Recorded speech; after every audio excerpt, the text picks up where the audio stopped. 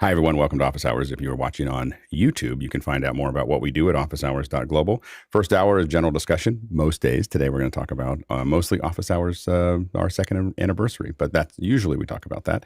And second hour, we have Jan Ozer on. Jan is a expert in encoding, an incredible opportunity for our members to talk to him about encoding, about trends, about what he's thinking about in that area.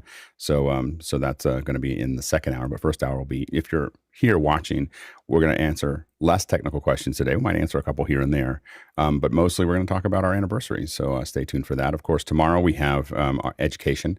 We're going to have education technical hours now on the second hour, and then we'll go into our general discussion after that. So stay tuned for that. And a reminder that two other things are happening today. At 9 o'clock, we're going to do a test. We are requesting as many people join after hours right after the show as possible at 9 o'clock, willing to turn their cameras on. So we're testing something inside of Zoom, and we'd like to have people turn their cameras on. And then at 4 o'clock, we are doing Rubik's. We're going to do the Rubik's challenge. Samuel Whitehead is going to come in here and educate us on how he approaches this. He can solve this in like 12 seconds. So he's going to talk to us about that. So that's going to be 4 o'clock. It's going to be an after hours. All right. And now we're going to get to the questions. Go ahead, Bill. Our first one today comes from Paul Wallace, looks like from Austin, Texas. And he says, how can office hours be less static? Panelists or immobile talking heads, how can we add more movement and action? Your questions and my questions are in two very different places. Yeah, it was interesting. I had a certain question up, and just as I started to read it, switched to something else. So, yeah, okay. We're still working on 2.0. So, but if you're working on the questions there, you have to be super careful. Anyway, let's go to the question here. We'll get back to that one. Okay, Jacob Goodnight then from Indianapolis, Indiana. What's your experience with Blackmagic cameras autofocus? I understand they do not have continuous autofocus or face eye detection like Sony and Canon cameras. Is it difficult to maintain sharp focus? Go ahead real quick. Go ahead, Jason. No, I don't think it's really hard. You just need to stop down a little bit and know your focal range. Go ahead, Paul. Yeah, same as Jason. Stop down and get a viewfinder so you can see better. Go ahead, Carl. Yeah, so Blackmagic makes cinema cameras. It's in the name of their cameras. They use peaking. So that's something Grant likes to use at Blackmagic. Yeah, go ahead, Mitchell. Yeah, the Sony has the best autofocus, so it's hard to compare it to that. But that's really good. The main thing is that because they're using peaking, Blackmagic's a lot slower, so it'll go in and out. But it can get good focus. It's just not very fast at it. So it's not really good for a lot of people when you're doing cinema. You have somebody doing that by hand, so you're not expecting the camera to do it for you. Next question. David Brady in New York City is up next with the benefits of this community are real, but the return to office call pays the bills. How can one still participate, be active, and remain employed? Not sure how I can manage joining from the office, he notes. Go ahead, Leo.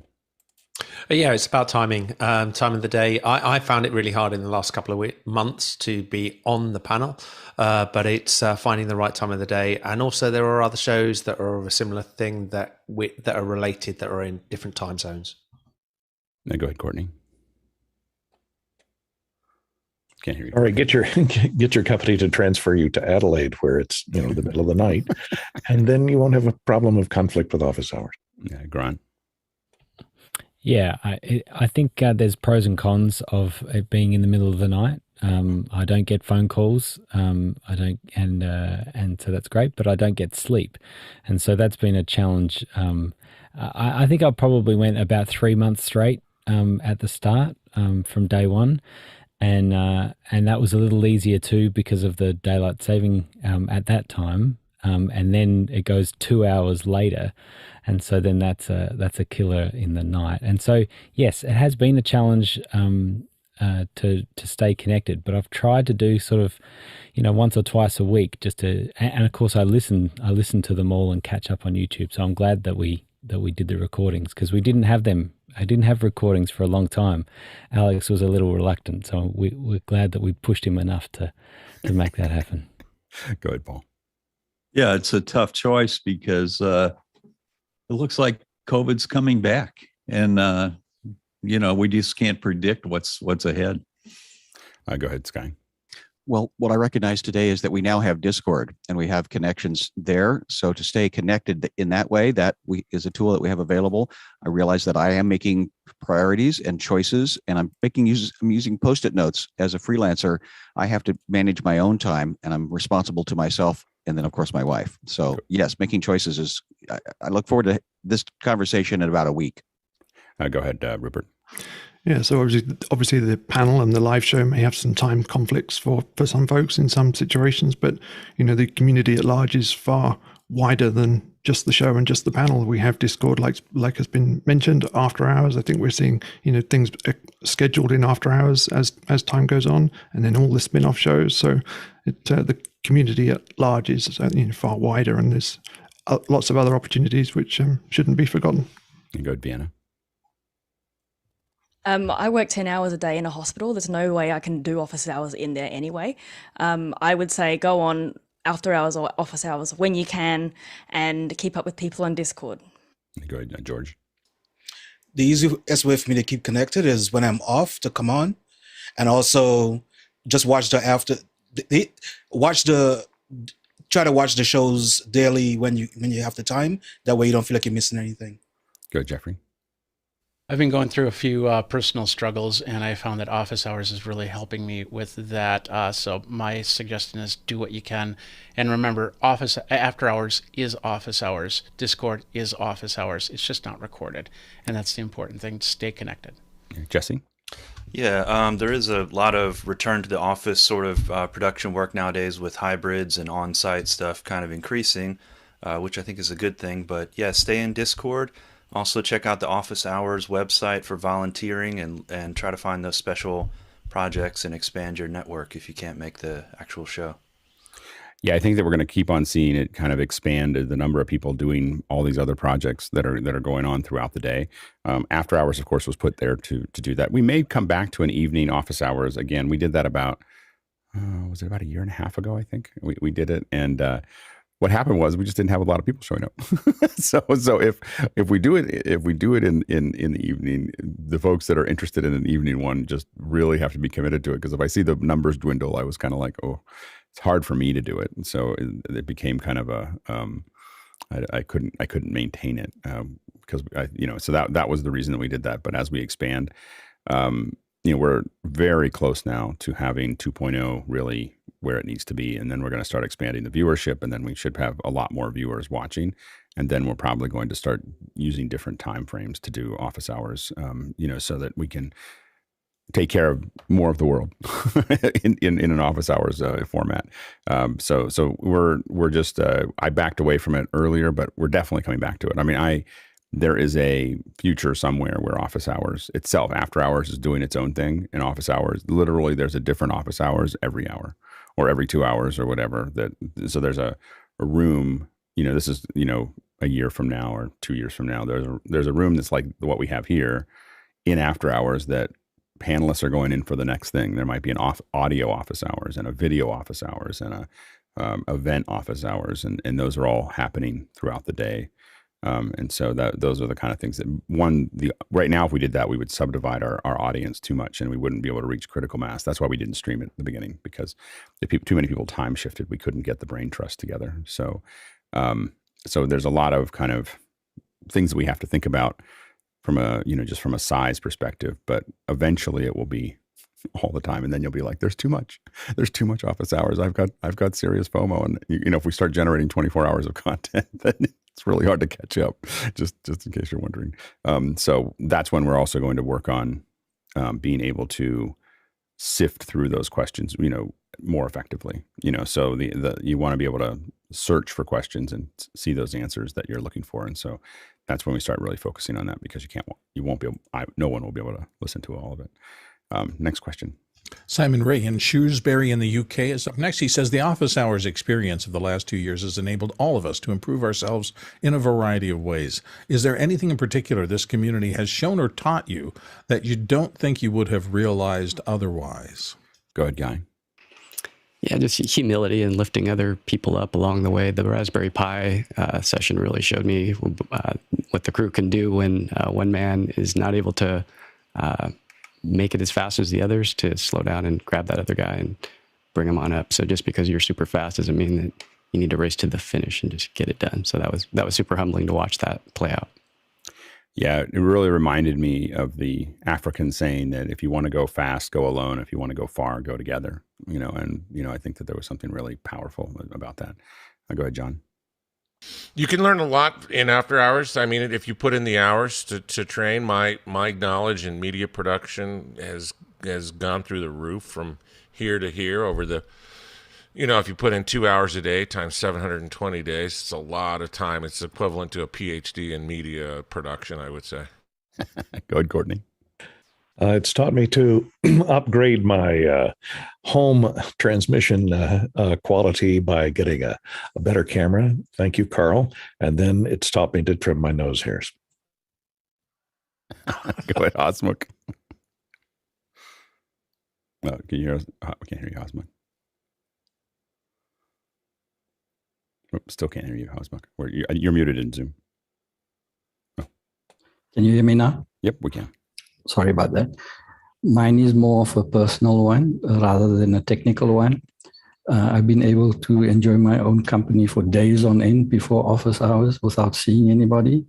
Now what this has taught me is networking, community, conversations, and never ever before have I had the urge to put on after hours and start talking to people. So that's really something that it's taught me and evolved my own personality. Vienna. I learned that when it comes to media and the amount of gear and the skills and the knowledge that you have, you are exactly where you need to be. And if you want to go further, then there's always help. Yeah. Mitchell? I've been at this a long time, and I've learned a lot of new things, some discipline. Also, people used to get tired of me waxing philosophical about technical issues.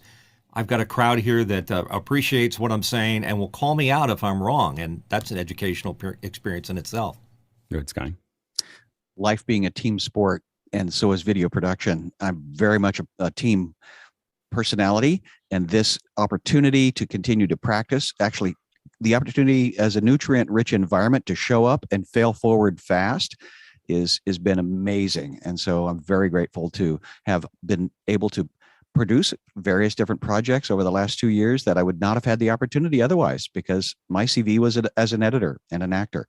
But moving forward, that been given this nutrient-rich environment opportunity is fantastic. Good, Paul. Yeah, there's some specific things. Chris Fenwick pushed me into the MV7. I'm glad I got that mic. Carl showing me how to use Flow, and Guy Cochran. The biggest thing that has ever happened to me was discovering the LG Quad monitor. And there was something else Guy turned me on to, but I forget what it is. I can't remember. And then maybe it was the Huddle Cam, and then finally discovering Synergy. And I don't remember who turned me on to Synergy, but that's been very helpful, even though Alex doesn't like it. Good, Rupert. I think looking at it from a sort of 30,000 foot view, I've seen, or shown me, I've witnessed that complex projects can be developed and delivered completely remotely by people who know each other who've never met. I think that's pretty powerful.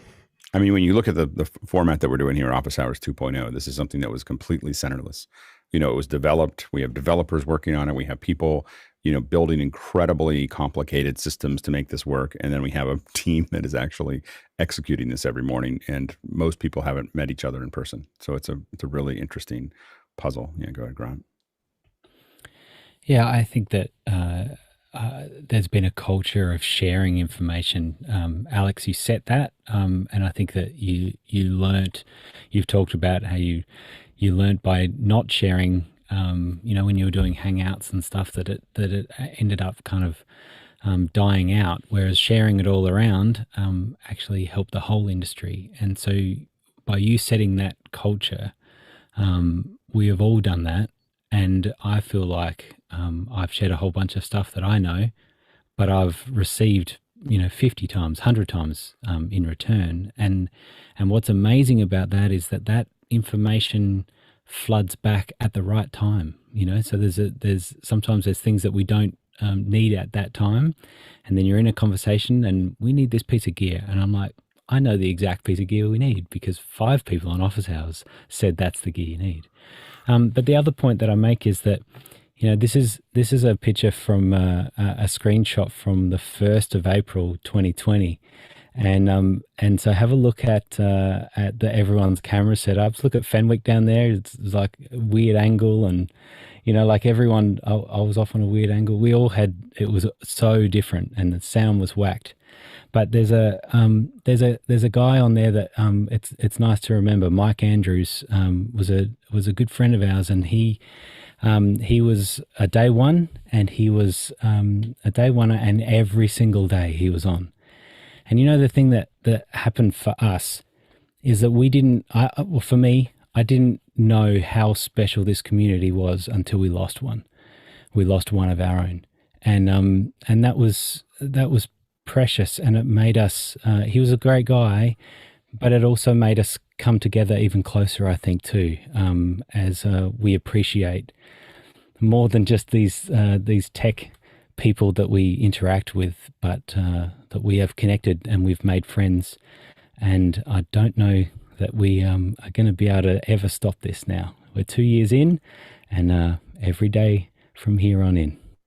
Yeah. It's the thing that I really learned about that is that the knowledge that I held, that and I have things that I can't talk about because of non-disclosures and stuff like that. But the knowledge that I held, I used to use that as that was the value that I had, was this, I know how to do things that other people don't know how to do. And what I realized is the connection that I get with other people by sharing that knowledge is way more valuable than the knowledge itself. So the fact that you're helping other people with that knowledge increases your connection to them. And that network effect is way, way more valuable than any little piece of how-to that will eventually become obsolete. Like everything I've learned eventually became something that was easy to do, and sometimes very quickly. So you're better off, making sure other people know how to do that, and continuing to move that forward. Jeffrey. Wow, how do I follow that? That was everything. But I will say, I remember when I was doing my help desk stuff, I always had books all around if somebody asked a question I didn't know. Pull down a book, have a little post-it note in it, pull to that page, and go from there. You guys are my post-it notes. We've done that time and time again. Hey, we got a problem. Let's talk. We were talking about it yesterday. We had a problem, and somebody said, "Why don't you contact this person?" And they contacted them, and they got the problem solved. So that's where it is. So I think that's the biggest thing. Oh, and I got to meet Elmo. Yeah, we got Elmo on again. The thing is I don't even read the manuals anymore. I'm like, I'll just ask somebody how this works, and they're going to give me I read a little bit of them, but generally I came on and I couldn't figure out where the power switch was, and of course that was definitely in the manual. Anyway, so I just find it easier. It's much faster and what the other thing is when we ask the question here, it goes into the entire community, and that's the thing. Like I have to do some training here in a little bit, and I can, I'm bringing people in that are directly connected to what we're doing. And I was like, I really wish I could just get this company to just train all of us, because I feel like this is my giant hard drive of knowledge. And the thing is if I, it's like a big raid that you push out to everyone, and the more people learn how to do what we have to do, I know that they'll learn more things. They'll keep on building, they'll keep on growing from whatever that seed is. And then I have that huge resource, that's available. So I'm always trying to figure out how to get a handful, I don't want to teach 5 people. I want to teach 200 how to do it. And then 5, 10, 20 will keep running with it. Go ahead, George. So for most of you I hail from South America. I was born in the Caribbean. I had the opportunity to travel the world with the U.S. Navy. I've touched a lot of the places that we see on this map, this Zoom map right now. Also, I've been to a lot of places in my own South Africa and so forth. There's nothing greater than not have to travel somewhere, but I'm able to touch all these places in one place for 2 hours in the morning. So I'm grateful for that. On the technical side, it's good to know that there's a bunch of folks around the world that love geekery as much as I do and get paid to use some of it when I go out and do my job on a daily basis. So I'm grateful for the community to help move me forward over the 2 years. Nigel? Yeah, I'm an experiential learner rather than a book learner. I'm not very good at the book learning. So if I look okay, if I sound okay, if I can operate this stuff okay, it's fundamentally the people in this group that have made that possible. And I am absolutely conscious of how many true professionals have been completely generous, have been completely patient, and completely kind to help people like me try and catch up with the rest of you. And I think that's a great way to learn, but it's more than a great way to learn the technology. It's a great way to learn how to deal with people. And I suspect the gift of office hours is more than the technology. It's probably going to be the way that we interact with other people, with other teams. And we may never be able to measure that, but that may be the greatest gift. Yeah, absolutely. Josh? Yeah, I'm going to wind up repeating some things that have been said. I think something unique that I can add is that the idea of this not being a zero-sum game. Oftentimes when you have a lot of people that are in the same industry, they tend to look at things competitively. So they don't like to share their information, but that's not the attitude here in office hours. And instead of being competitive, I think we've learned that we're all better when there are more experts. So people can repeat questions from things that they may not have. Good example of that, I've given ATEM advice. I've never touched an ATEM. That's great. but so many people know it at this point. So yeah, I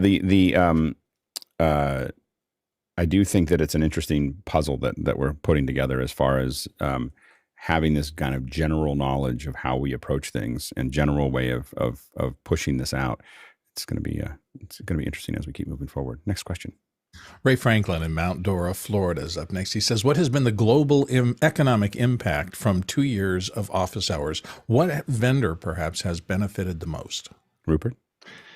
In terms of vendors, I'm not sure I have the absolute answer, but I think Zoom has benefited quite strongly from the office hours. Not only has it, as office hours developed a community and a network of people who really pushed Zoom to the limits and demonstrated, best practice out there in the wild and in the real world. And I think that those things have spread, quite rapidly and powerfully out there. But, also the community played its own little part in incubating Liminal, I think, and that was, and that path has benefited Zoom greatly.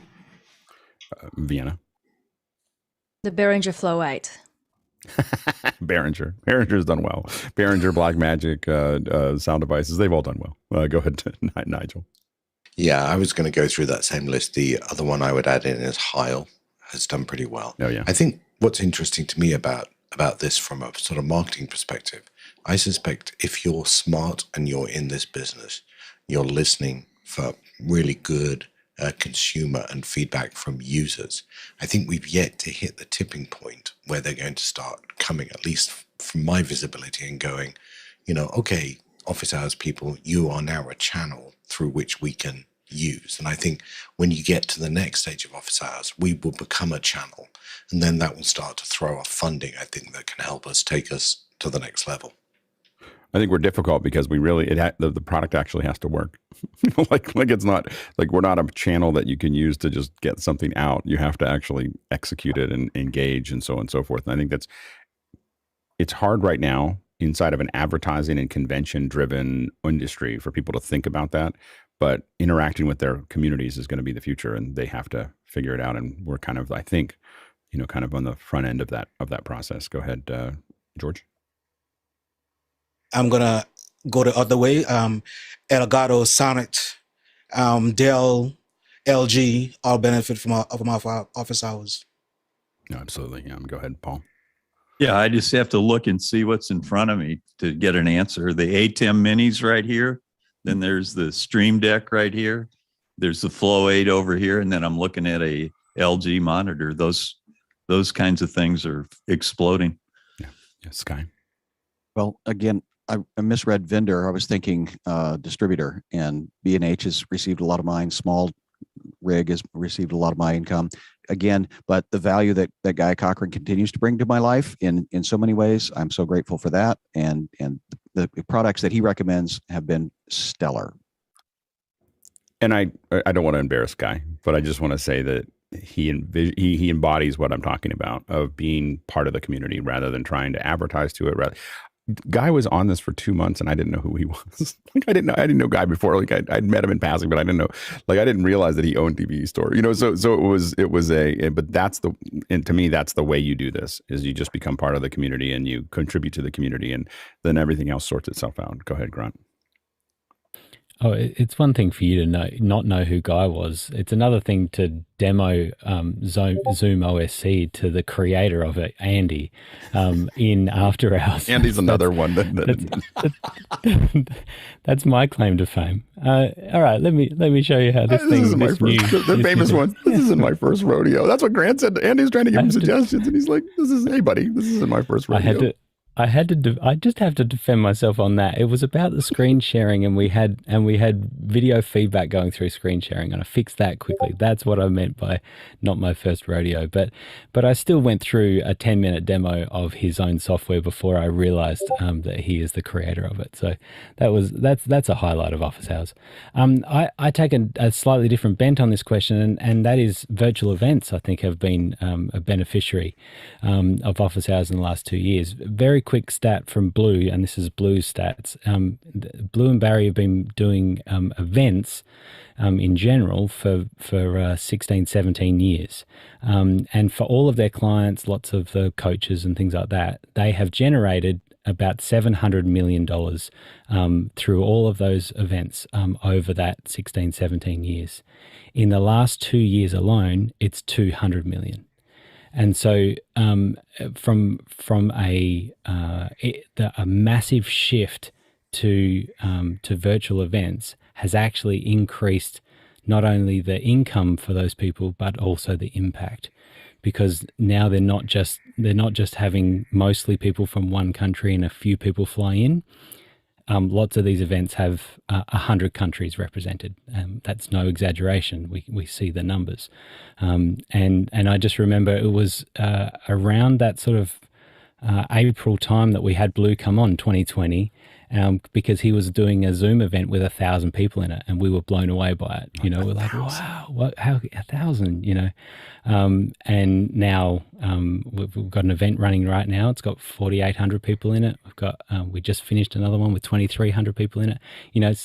23,000 people in it. And they're just regular things now that these virtual events are here to stay. And Office Hours has been a way of lots of us kind of connecting those dots and knowing that virtual or digital first events are here to stay. Yeah, I think it's easy to think about. I was thinking about this yesterday in a conversation I was having. And it's easy to think that after the last 2 years that virtual events is somehow mature, like it's grown up all the way. And that would be like saying the cars had matured in 1903 and radio was mature in 1930, or TV was mature in 1955. We are at the pre-dawn early days of what's happening, and we're going to talk about, isn't it cute when we used to have 100,000 people in a meeting, not 12 million or 8 million, that's what's coming. And I think that, and there's no reason to compete, because we're like, basically, everything around us needs to be shifted. And so the key is to learn faster and take the ground. Go ahead, John. I was going to follow up with similar to what you said. We're at the start of an emergence of a new industry. And I think it's too soon to figure out what the global impact will be. And it's really not the vendors that the impact is going to affect, but it's going to be all the participants. And if you look at world events now, who would have thought there would be so many Zoom meetings of national leaders? Wouldn't have happened prior to the Office Hours experience that we've had.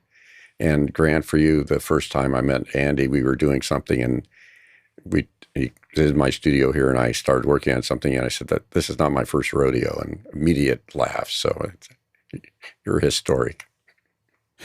Yeah, and there are a lot of impacts. There's folks that are that I know specifically. I'm not going to call them out, but they're in pretty difficult situations in the world right now, and they've used what we've been talking about, in that process, and that is one of the things I'm the most proud of. That we're making a difference where it's really needed right now to keep the communication lines open.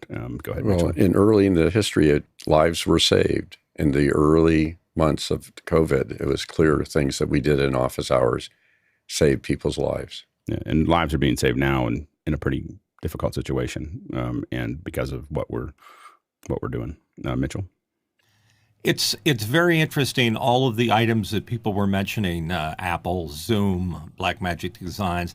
But what I'm seeing is that the circle is being closed now because of office hours participation. And when those companies begin to reflect things that we suggest or we use, it's a beautiful thing to perceive. So seeing that circle go all the way around is the most significant thing for me to see. You go ahead, Leo. So this is the bit I was going to say on this. To me, it's not about the hardware. I know that we've been discussing that about the hardware, but to me, it's about we're at that gap when suddenly we get the software, we get the reuse of something that actually enables it to go global and enables a complete change. I look at some of the hardware I was using in the past and the quality that was acceptable.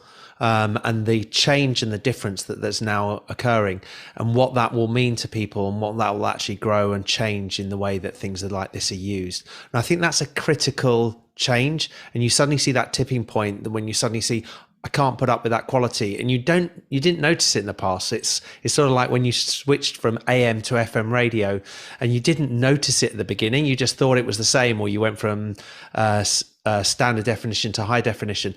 And then you suddenly realize it's happening. And things like this are driving that path and driving what will mean that some of the things that in the future of medical environments where they can actually see and diagnose remotely, all of that sort of stuff will come about because the quality and the equipment will be available to people to use. I'm going to go, Jesse. Yeah, well, again, talking about the people being the sort of vendors that have benefited the most here, as others have expressed, the network of event services providers within the office hours community has greatly benefited because people can remotely collaborate and pull in specialists as needed, and I think that's a great resource, and welcome others to jump in and to learn and collaborate. Yeah, and I think that we also have to remember that what's happening right now doesn't happen by accident, and could it wasn't just going to happen. And I think that the existence of this community we're affecting a lot of events. Like there's a lot of people that are moving this forward, and we're pushing this thing. I really do believe that this group, if you look at all the different people that are doing this and the inspiration. So when Grant and Blue do a big Tony Robbins thing, and people see all of that, they get inspired of, oh, I could do that in a virtual event. When Leo's doing some of what he does, I could do that in a virtual event. And so people get excited about that, whatever that activation is, and that success, because it could have been a year of. One of the big reasons that I started this is I just felt like there was just going to be a whole lot of what I saw with Hangouts, which is just a whole lot of 737s rolling sideways down runways, which there was still a lot of that. but how do we make sure that there's some success? And I think that if we keep on sharing what we're learning and keep on sharing what we're doing, other people's failures in their events affects all of us, because it means that people go, oh, I just want to go back to physical events. Oh, it actually makes all of our jobs harder. So we're going to keep on looking at how to widen what we're doing, because everybody's success is our success, because we're trying to build a new business from scratch. If half the people that got into a car died, immediately, or within the first 20 minutes, cars wouldn't exist. We'd still be riding horses. So we have to, so it's a matter of getting everything working. Yeah, go ahead, Sky. Well, the human value, again, I started writing a list of names of people that have impacted me. And is that a different question? Because yeah. Well, okay. Thank you. Yeah. Stepping away. Yeah. Go ahead, George. Alex, real quick. You mentioned a lot of things in that last. One of the things that I'm struggling with now is how do we take what we have learned in office hours and move it to our other colleagues that haven't been part of this or haven't been doing over the past 2 years? Because honest with you, it's difficult for me now when I go back on show sites that trying to interact and do when folks are not up to speed. Yeah, I think that all there is to do is share it, but we don't want to be, I don't want to do an Amway, like everybody should share this all the time. But I think that, I mention it a lot, like, oh, I'm in this morning thing. We talk a lot. People come in and out, a couple hundred people talking about media and virtual production, and the right people will perk up and go, oh, I want some of that, and the other people, don't. And that's totally fine. So you want to attract the people who can hear it. And so but talking about it a little bit, I think helps. I think that sending people, here's a little clip on something that we were talking about might work, and we're going to work on that more clippable things. But I think that's, and then just doing what we're doing, I think is the best thing. Next question. Next one comes from Paul Wallace in Austin, Texas. He says, how can office hours be less static? Panelists or immobile talking heads. How can we add more movement and action? Let's try to keep this one pretty quick. Go ahead, Jesse. A lot of people. Yeah. Okay, sure. Short breaks and things like that, and movement as much as possible, I think is important when we're having this sort of sedentary experience on Zoom, and trying to integrate those with a lens of accessibility as well. Go ahead, Leo. I look at it the other way around. I actually think that office hours benefits because it doesn't have that, and the more that we can have the look and feel of a program is static, then it's there. If you've got a production environment and you can actually move people around, then that's great. But we don't. We have a production environment where we're working to the benefits of this product or the restriction. I think this works. I think when you get that gallery view and you can see everybody and they look similar, I think it works. Go ahead, Courtney. What do you want, Paul? We have the office hours band. What do we need next? The office hours choreographer? If we go to the panel view and everybody puts their arms out and then turn left and 3, turn right and 3.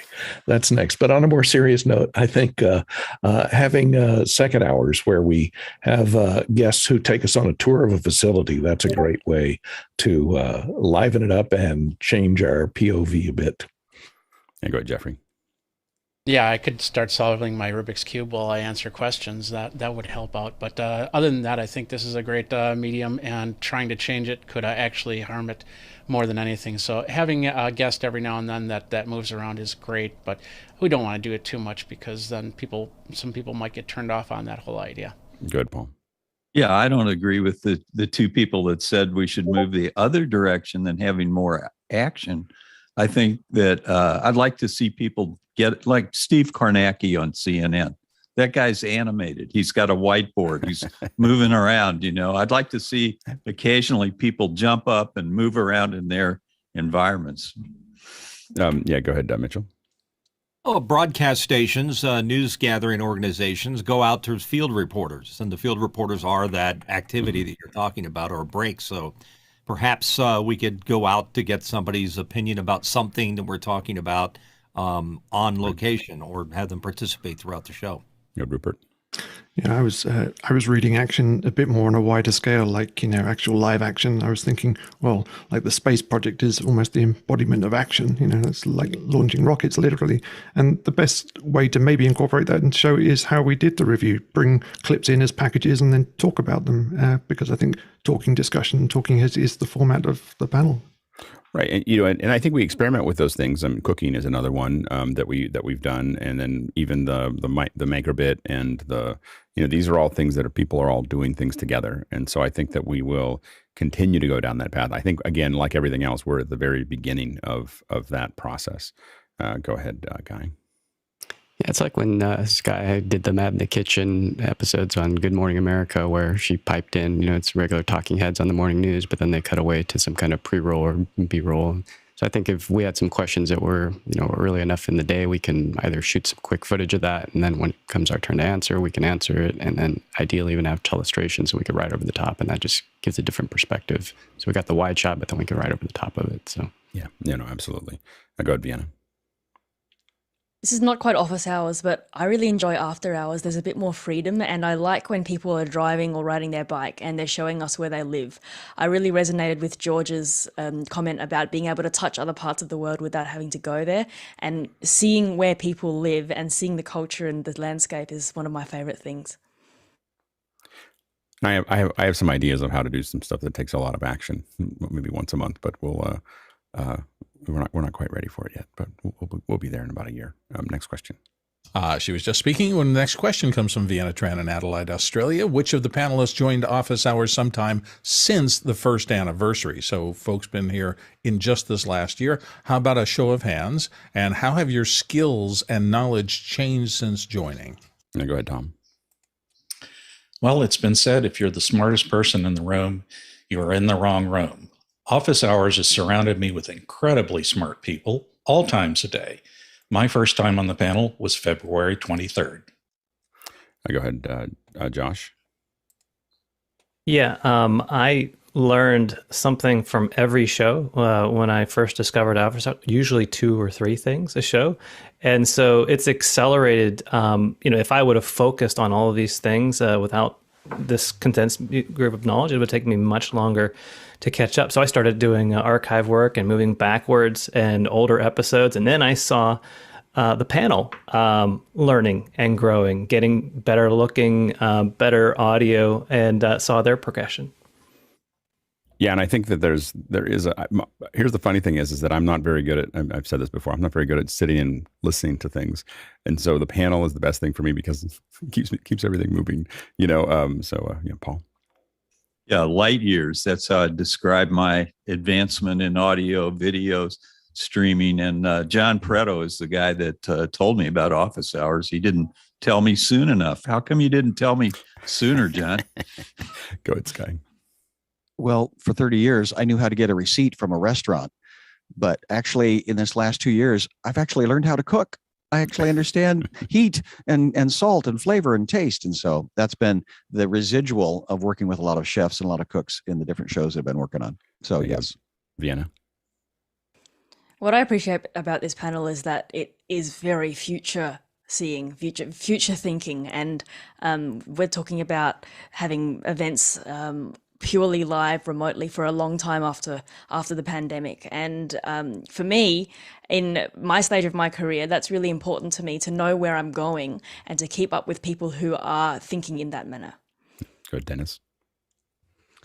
I joined in October, and I really enjoyed having stuff to do because work has been pretty quiet of late, and I've thrown myself into office hours and a variety of projects associated with it, such as the Accidental Theatre Belfast Method stuff.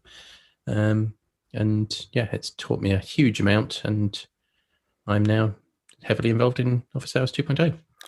And there's a lot of those programs that I'm not sure if they'd work without you. So I'm just you've really not just learned something, but really made a huge contribution to the community. So thank you.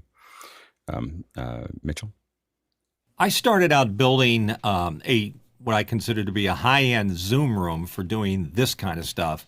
And it was before I even knew about office hours. And the reason I did it is I was getting so much bad material for post-production from clients, and they were expecting it to look as good as if we sent a crew out. And a combination of the pandemic, et cetera, made me really, really want to pursue pushing this idea of a good image, a good quality lighting, sound, video, and the rest. And office hours embodies that.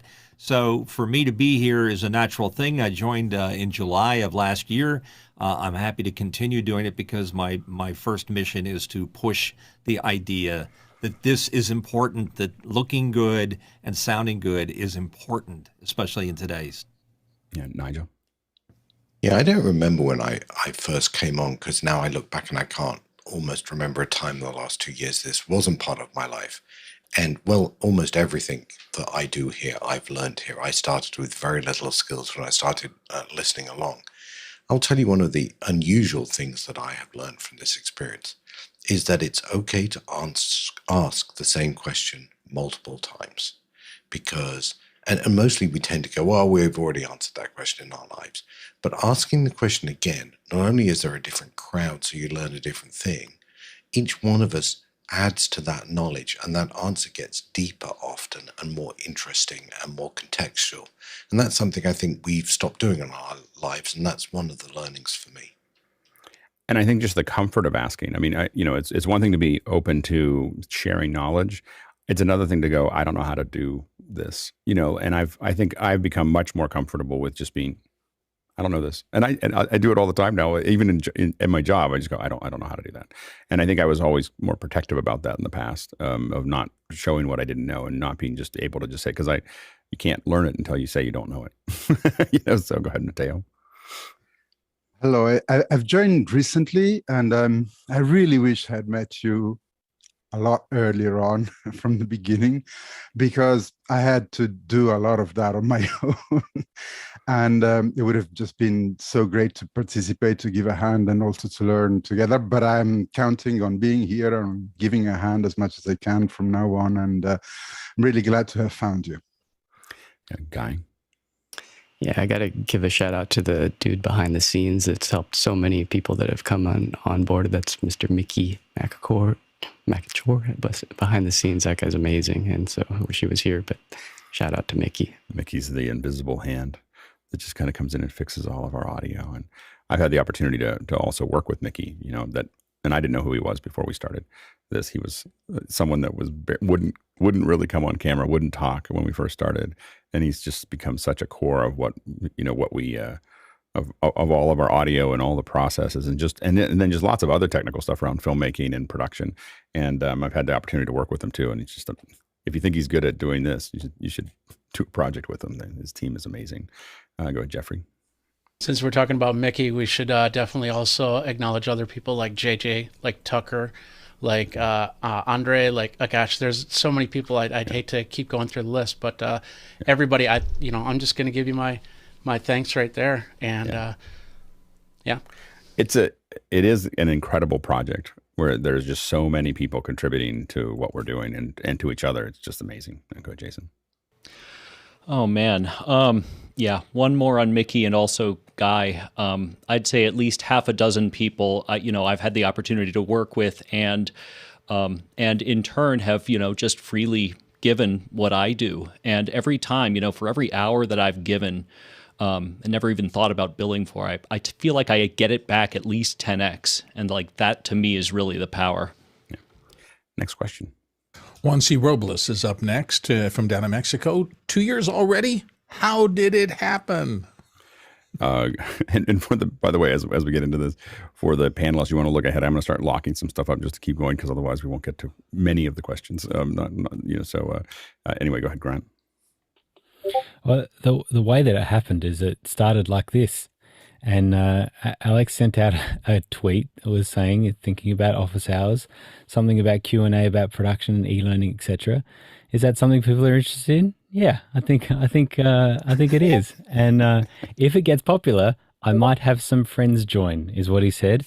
And I think perhaps you didn't expect, Alex, that the friends that would continue to join were new friends, right? More so than your guests that would, the special people. But now there's all these friends that continue to join every day, and it exploded and continues to, and so it's not going anywhere. 2 years on, and we'll do another 2 years, I think. I think that I've said this before, but I'm not the most. I know it sounds crazy when I say this, but I'm not the most social person. And there was one point where I told my wife, "You're my best friend," and she said, "Honey, I'm your only friend."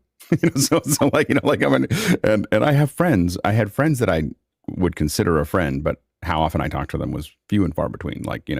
Every 6 months I'd be like, "Hey, I need, I'm working on something," and then that was it, And I know people when they're working with me, and as soon as they stop working with me, I stop knowing them. They just kind of faded off. I'm very present based, in that sense. And now I feel like I have this huge global community of friends that, and again, when I would be somewhere, I'd be in South Africa or be in India or be in somewhere, I knew people there, and I hang out with them and I have dinner and you have a great time. But then I don't hear from, we wouldn't talk again for a year or 2 years or 10 years. And so I think that it's really interesting to find that I now have all these people, like when I want to show something off or I figured something out, this is the place that I want to go to do that. Like, hey, check this out, check out what I'm working on here, or something like that in after hours typically. And it's just it's a really, but I now feel like I have a whole slew of friends, and anytime I go to a city, I'm like, okay, how do I get a hold of that person? Go ahead, Rupert. I think whenever I look back on any project that's of size and is worthwhile, and when you get through it, or even when you complete it, not that office hours is sort of complete, but looking back, I think when you look back on things, you just think, how did it happen? How did I do it? And the answer is step by step. We did it step by step, day by day in this case, and we just kept going. And I think what's helped, or what's really allowed that or facilitated it, is the protocols we have for the what's inbounds and out of bounds, and the courtesy and the professionalism that just exists within the group, and the openness, and I think in a lot of other circumstances you may not find that, and the same thing may not happen, but it has here because of those things. Go ahead, Paul. Yeah, I'll address the 2 years already, and as opposed to the how did it happen. When you get older, I'm 77, time goes by really quickly, and it's like boom. It's over. The last 2 years have just zoomed by. So I don't know if other people have experienced that, but man, this has gone by lightning fast. Hey, Courtney. Well, there has been a series of coincidence, you might say, that have contributed to the 2 year situation that you have known zooming by. And one of them is we have to give credit to a little virus that caused a global pandemic. And that locked everybody down all over the world. And that situation never happened before, and has never happened before in a time where we've had the ability to communicate like we can today. And I think it gave us office hours, gave us a place to come, even though we're all locked in our homes during that period of time, and made the time pass much more quickly in a dire situation. Yeah, no, absolutely. And it would have never, what's funny is that I don't think that if the virus had come 10 years earlier, we would have gone right back to normal, and we would have never, because there'd been no way it would have been chaotic, and I think that the fact that people could get together is just, there's a lot of things that happen in the world that all the pieces have to be in place for it to happen. And we just happen to be in that moment. Go ahead, Osmond. I echo what Courtney's just said in terms of why it happened. I think the pandemic had a lot to do with it. How did it happen? Fortunate enough to meet Alex in 2011 to discuss, should I do videos or not? The only reward I got was a great lunch at a vegetarian restaurant with Alex. And I was a non-paying Pixel Core member. And then I got this email that Alex is starting this office hours. So time has flown, because the one thing I learned is that learning through osmosis helps a great deal. A lot of questions that keep coming up over and over again get answered very differently, and you learn incrementally more and more. So I think Paul is right. As you get older, time seems to fly a lot faster. And with office hours and a pandemic, who would have believed that 2 years just went like this? Yeah, absolutely. Mitchell? Something you just said a few minutes ago, Alex, about friends. And I have a limited number of friends because I'm a strange personality, and I don't suffer fools very easily. So it's a very high standard, and I know that it's my fault for being that way. But I was okay with it. I think I was okay.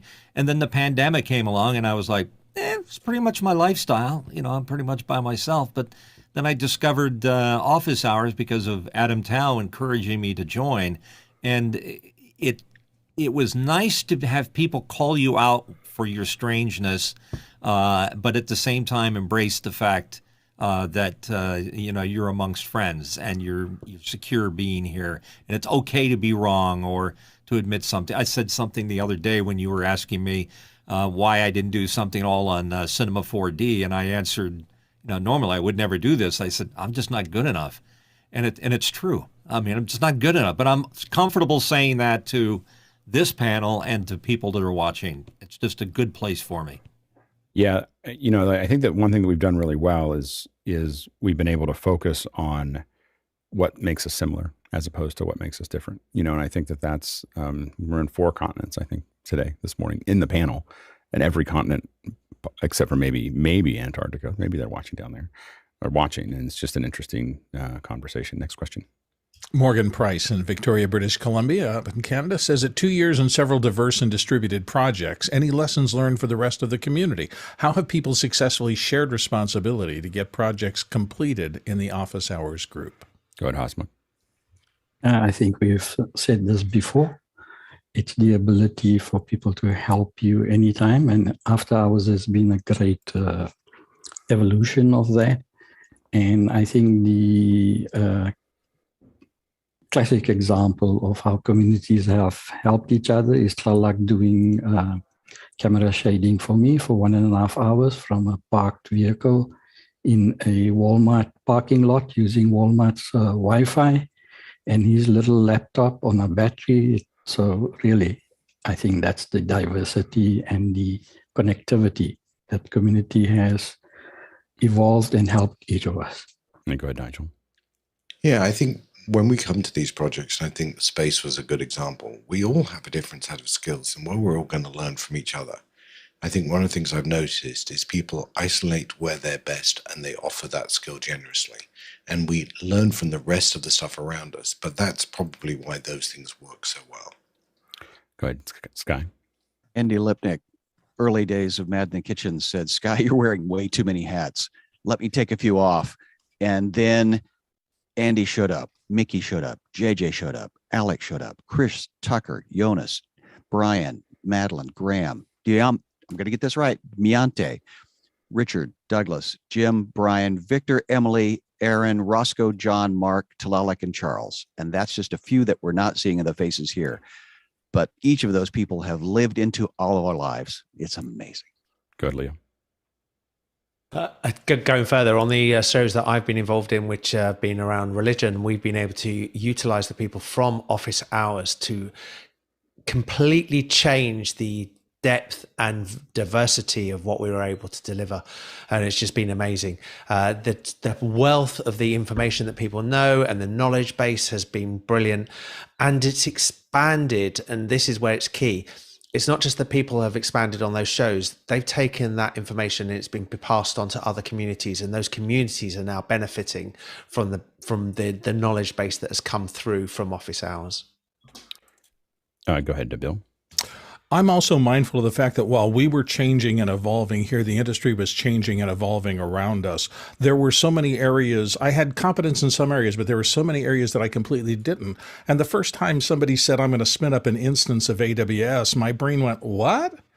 And now I have some facility with that. So the ability to understand emerging technologies and how this industry is changing is one of the things that we have done brilliantly, I think, here, the whole group as thing. Also the spin out things. Like I remember in the office hours band, I was a music major in college, but I did not really pursue that as my career, and I missed some of those opportunities. And the group meetings for the band and things like that really did become a whole different thing in terms of working with personalities on a creative effort as a team. And that was different than what I did when I was producing teamwork. It's just these subtle differences that you get to explore here like nowhere else I have ever seen. Good, Paul.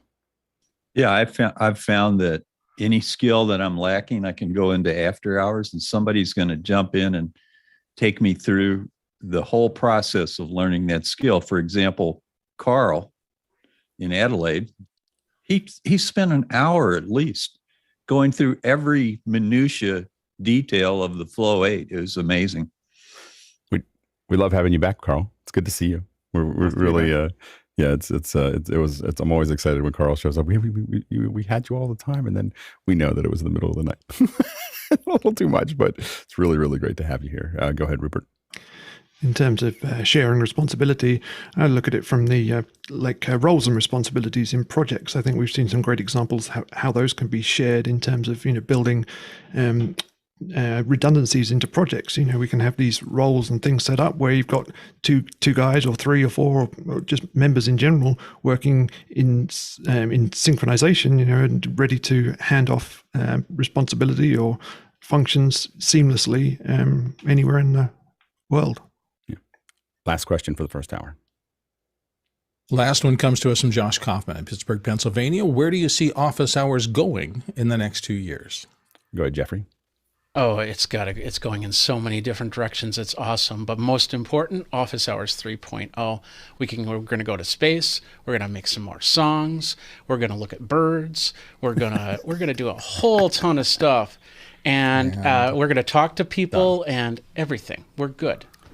Yeah. I think that, I mean, the big thing for us this year is to start widening. We've spent a lot of time simmering, so we haven't really tried to expand, and I did that on purpose to increase the density. And we're about to start opening up, so it'll be careful, but we're going to start, opening up first to other platforms, and then to probably traditional television. And so, so the numbers of people will change. And the hard part for us is, I think that it's necessary. I think that we need to do what we want to do. We have to get out in front of more people and more things to keep moving the ideas forward that we want, and to continue to be able to provide us with the leverage to move the industry forward. We need to include more people. The one thing I'll say is that the next year will be hard, like it is, and risky, to do what we're going to do. And so we just, I'm going to rely on a lot of you to help with the panel, and help with the projects, and help with the back end, and help with the other things here, because it's not something that's a given, and it's going to take all of us to be patient and to work hard at it to keep it together. But it's a necessary growth process for us, I think, is to get the word out to a wider number of people, and again, to increase our market leverage, so that we can see what happens when people pay attention to us. When you have Adam and Liminal and Isadora, the folks at for Isadora Universe, they're all coming together to help us put something together that could really change the way we think about broadcast. So I think that that's the real opportunity for us. And so I do feel like it's necessary to do it at this point. I think we're as cooked as we can be, but it's going to be, there could be some chaos. And so we just want to know that. So hey, Alex, just very, very quickly, I know we've just gone into the second hour, but I just need to say, I know that you would say that you couldn't have done the last 2 years without all the questions, without all the panelists and all of that. But we literally couldn't have done it without you getting up early every day and starting the Zoom off and setting the tone for it and making it all happen. So we just need to honor you, Alex. Thank you for getting this all going, and continuing to do it every single day for 2 years. Thank you. It's effortless. Like, just so you know, it's effortless for me. I just my pattern. I love doing it. I love seeing everybody. I love the fact that I never know what's going to happen next. Like, that we get up and there's going to be a bunch of questions every day. We don't have any plan. We just get up and do it. So it's great. All right. We are now changing subjects completely from ours. So we are now. I'm really excited to have Jan on. Jan Ozer is a encoding expert. He's one of the people that I follow, and I watch when I'm trying to think through stuff. I'm like, I wonder what Jan wrote about this, and it kind of helps me think through processes, and so it's really exciting. Jan's been doing this for a long time, and I know that a lot of us have. A lot of us are doing encoding, and a lot of us are working on these things. And so I thought it'd be great to have him on to first tell us a little bit about him and what he does, but then also and some trends that he's looking at, and then answer your questions. And the questions are already stacking up. So I would, if you're going to ask questions about encoding, I would start early, because I have a feeling it's going to be pretty busy. Jan, welcome to the show. We can't hear you. Wait, you might be muted there. There we go. Just kidding. Still kidding. Yep. Can you? There we go. Thank you for inviting me. My pleasure. Thanks for inviting me. Tell me a little bit about, how did you get into encoding? In 1993, I was 4. I went to work for a company called Iterated Systems that sold still image and video based on fractal encoding.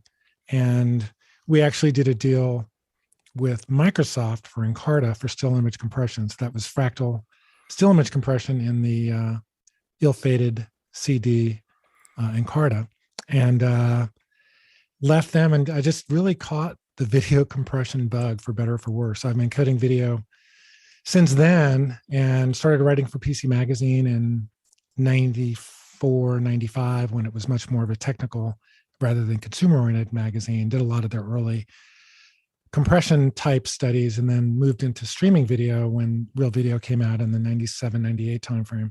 And basically, have been encoding video since then. And what fills your days these days? We just finished a really big study looking at a lot of the new codecs coming out from MPEG. So VVC, EVC, LC-EVC, comparing those to HEVC, AV1, VP9 and X.2 or H.264.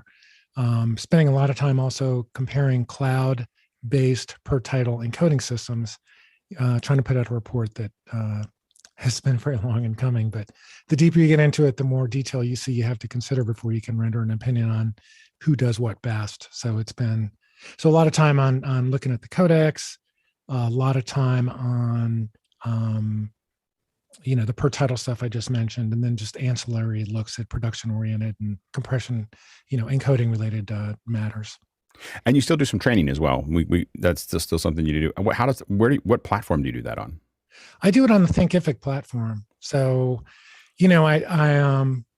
I'd used Udemy since around 2015, maybe, and thought it made more sense. Udemy is a very great platform if you're very horizontal, but as we all know, compression is pretty focused. And since I was creating all my own demand, I figured, well, let me serve the people directly rather than through a broad-based platform. Right. So did some research, came up with Thinkific, and now have probably 8 to 10 courses covering things like general encoding, introduction to video compression, ffmpeg, video quality metrics, things like that. Oh, absolutely. What are some of the trends that you're excited about right now in video encoding? Mostly the new codec stuff is really what where I keep my attention focused. I mean, it's one of the fascinating topics that's coming up now is how a group of companies that form the Alliance for Open Media are really kind of taking over for the role that that the MPEG committees and the ITU committees used to serve exclusively. And it's fascinating to kind of look at all the companies that are in the Alliance for Open Media. They span content with YouTube and with Amazon and with, of course, Netflix.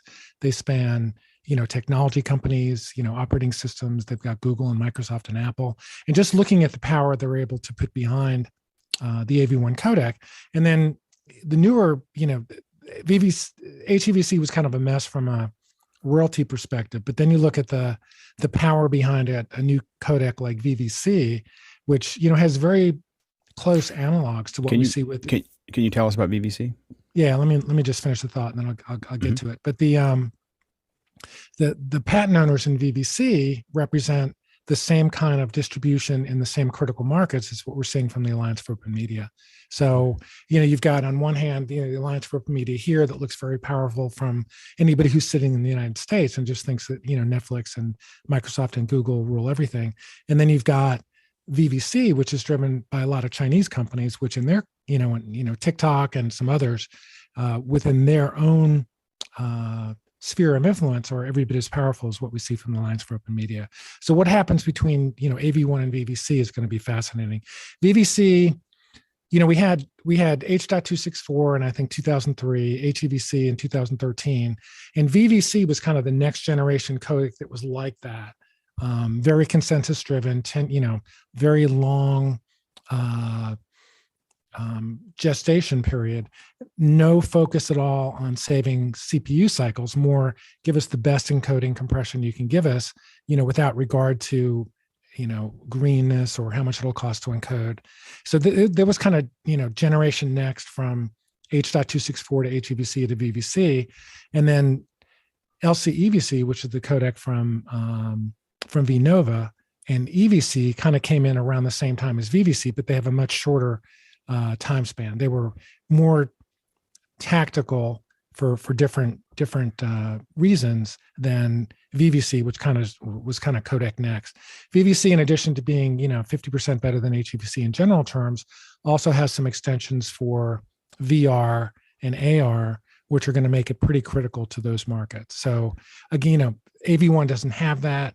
AV2 might have that. So again, it's going to be looking at where the markets are going to be over the next 5 to 10 years. It's going to be interesting to see how VVC stacks up against AV1 and AV2, particularly in some of the new markets like AR, VR, and also, video encoding for machines, which I think is probably one of the biggest trends that nobody's talking about, because, hey, we're not machines. So, only people who are building machines that need to take information from video care about that stuff. The general consumer watching Netflix, or even people producing streaming for Netflix type organizations, don't care about that. What's the so it's encoding from a machine is encoding it so that the machine can analyze it? Exactly. So you've got a Tesla with X cameras, and Tesla doesn't need to see everything the same way a human being might need to see it. So when you're doing your encoding, you might not want to use the same type of encoding structure. I mean, they care more about, is it a car? Is it not a car? Is it a sign? Is it not a sign? What's the, is this a white line on the end of the road or not? And it's very different from what we care about from what you want to see in Ozark, Right. when you're watching that. So I think we're going to see a lot more customization for, and if you're in a factory and you're driving a cart automatically, what do you need to see? How do you encode that to make it, to preserve what you need to see, and also to decode it, to encode it as efficiently as possible, and to decode it with the maximum amount of information coming from it. Yeah, absolutely. So you can see that Jan's pretty deep. So I'm going to open it up to, I think I'm going to open it up to questions here. But this is a great opportunity for you to ask the questions that you have around encoding. So let's go ahead to the first question. Sure. It comes from Jonas Dattel in Stuttgart, Germany. And he says, what is your favorite hardware encoder?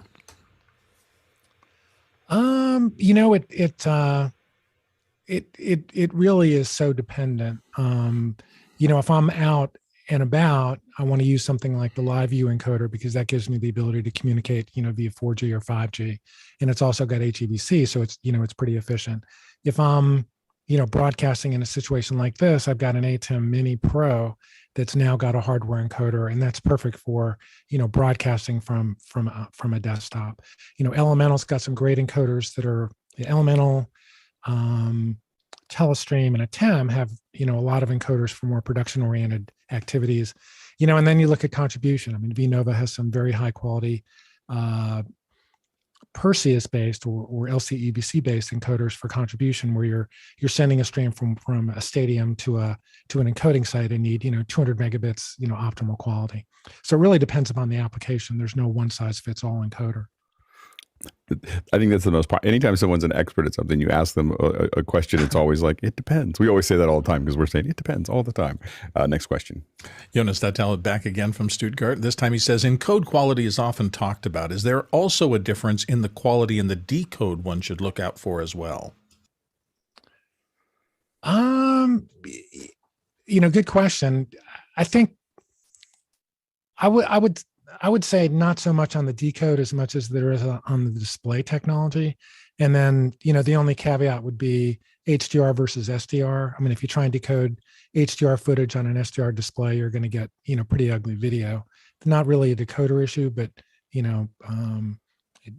is an issue when you're looking to deploy HDR. Yeah. Absolutely. I mean, that's the big problem we have. The biggest problem we have with HDR and specifically surround is manifests. Manifests are the bane of our existence. Next question. David Brady in New York City is up next. He says, when encoding and streaming over Wi-Fi, which for him is unavoidable, what are some of the best settings to consider? Resolution, CBR versus VBR versus CBR, GOP size, and so forth. The first place you have to look whenever you're encoding for live is what your service provider expects. So if I'm streaming to YouTube or I'm streaming to Facebook Live, the first thing I'm going to do is to go to their websites and say, hey, what do you want from me?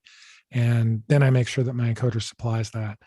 Now, there's, the second thing you do is you go to speedtest.net, not .com, and you test your outbound bandwidth. And, that will tell you, if you've got 30 megabits outbound, then you're pretty much free to do anything you want within the 1080p realm. If you're in the neighborhood of 5 to 10, then you may want to consider cutting the resolution to make sure that you've got as good quality as possible going out into the cloud. But so check your service provider, check your capacity, and then at that point you need to make some decisions about what the optimal stream going out is. Do you have a an optimal ratio of megabits, like if the megabit of an image versus the megabits per second that should be used for a reasonably good image? It's a lot less than you would think, and these are YouTube and companies like Brightcove's numbers. But if you check what they're looking for, even whether it's live or VOD, it's kind of the same problem.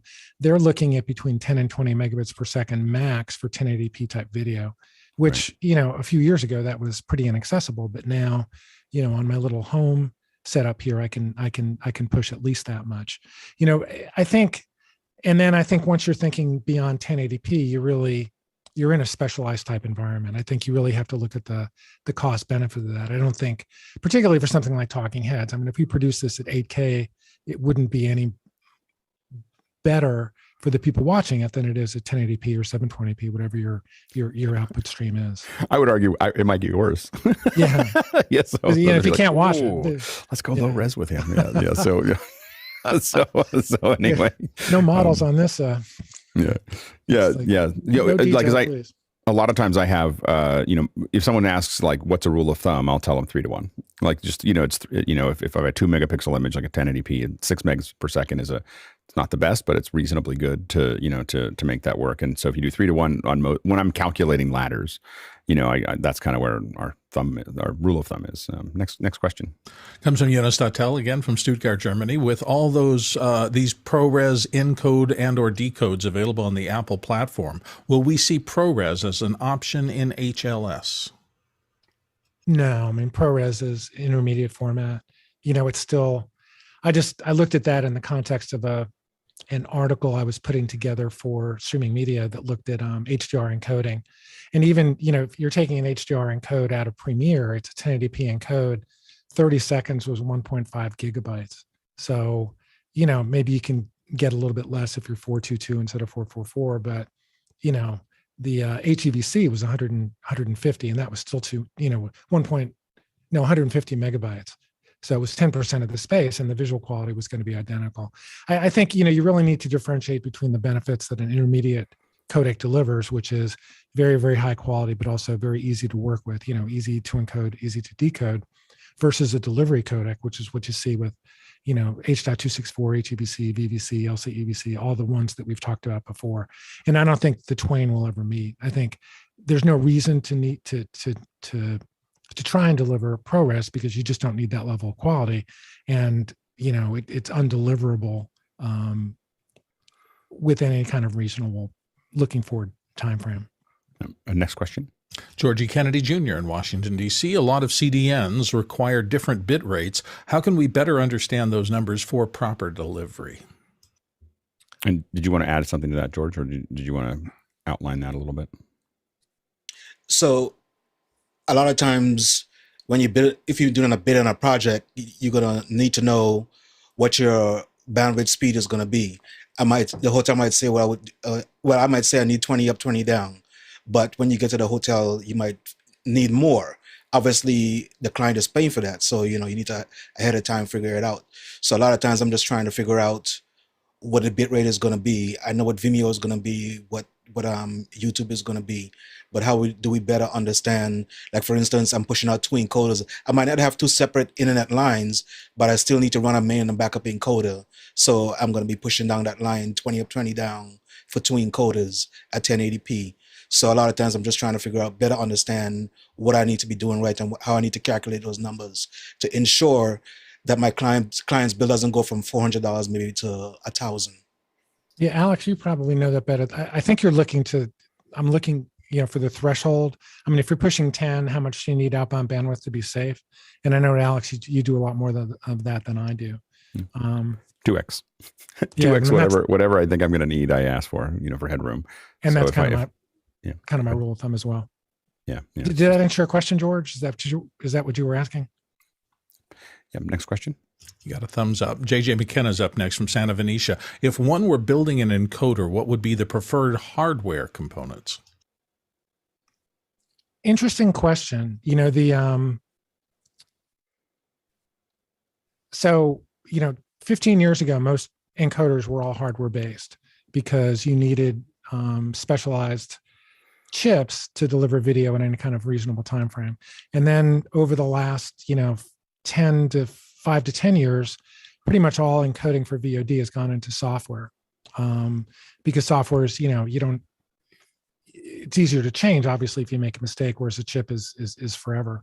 So now we're seeing this transition. We talked earlier about the whole complexity side of VVC and the complexity of AV1, and we're seeing a lot more development towards chip-based encoders just because the power factor. And, probably one of the biggest developments of 2021 from an encoding perspective was Google's Argos VCU, which is a video compression engine that's, chip specific to VP9 and H.264. So I think in order to make AV1 usable, and certainly to make VVC usable, you're going to see a lot more encoding chip-based hardware approaches to VOD encoding. Whereas, as I said, in the last 5 to 10 years, most of that has gone to software. So the first component I would spec out now would be which compression chip I would want to put in it. And, a lot depends on the market that you're serving. I mean, if it's a live encoder, it's got to have hardware. If it's a VOD encoder, as I said, I think it's going to benefit if you're trying to produce AV1 and VVC and some of the more advanced codecs. And we're seeing that now even with Apple. I mean, they're putting ProRes chips, and also HEVC chips into the new computers, some of the higher end computers. And so it is interesting the way we're kind of coming back to where we started. Next question. Courtney Gooden in Hollywood, California. Up next, he says, has anyone seen the new Teradek Prism 4K HDR encoding system? What do you think, if so? I haven't.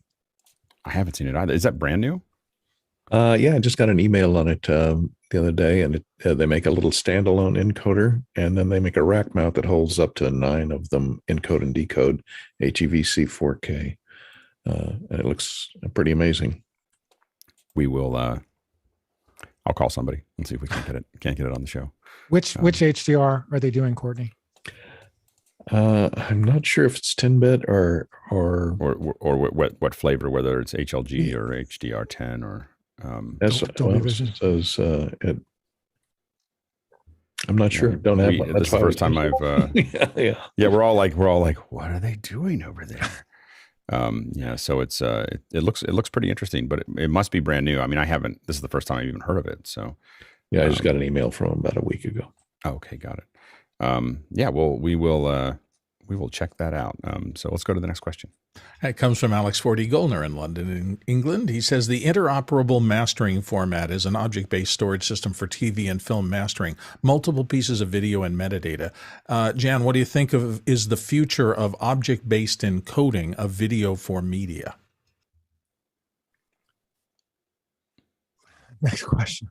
I'm not big on the production side. So it's I don't think I have a lot of perspective that I can add to that. And I'm not, for me, if I can't do it on ffmpeg today, it's not on my radar screen so much. I other than the codec side, I don't really look 5 to 10 years out into the future. Yeah, it'll be interesting to see how that works out. The hardest part when you start distributing it that way is backwards compatibility, because the hardware at the consumer level moves so slowly. Next question. Next one comes from J.J. McKenna in Santa Venetia, California. Is there a method to tune the outbound stream settings in an encoder like OBS to ensure that the NIC is handling the packets when streaming 4K? I know that OBS gets pretty granular in the controls that let you access, but I don't know. I mean, you're getting beneath the compression level at that point and looking at parameters that I don't usually mess with. So I don't know the answer to that question. Next question. Juan C. Robles in Mexico says, how do you describe encoding to a non-technical person? Video is a very high bandwidth medium. And in order to allow you to deliver it to people over the internet, you have to make it smaller, and that's what compression does.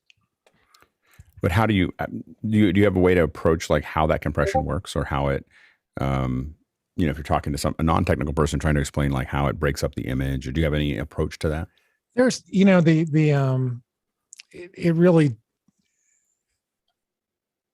you can go so many ways. You can go interframe versus intraframe. You can go, if I was doing the 1 minute definition to a reasonably technical person who cared, I would say, well, that a talking head video encodes more efficiently than a soccer match because there's a lot more redundancy. So interframe compression eliminates that redundancy and uses it very efficiently. So that's one form. Intraframe compression takes what's left and compresses that, and that works very much like JPEG. So as a general rule, the more interframe you can accomplish in a given video, the higher quality it's going to be at any given bit rate because it's more efficient. That's essentially a lossless way of encoding. Whereas once you have to encode the rest using intraframe techniques, then that's where a lot of the quantization, the blockiness, and all the other artifacts we're familiar with, that's where that happens. Right. And it compresses the interframe first, right? It's That's figuring correct. out what's the same, and then the intraframe then. Next question. Next one comes from Rupert McRae in Dallas, Texas. And he says, where do you see NDI in the encoding landscape?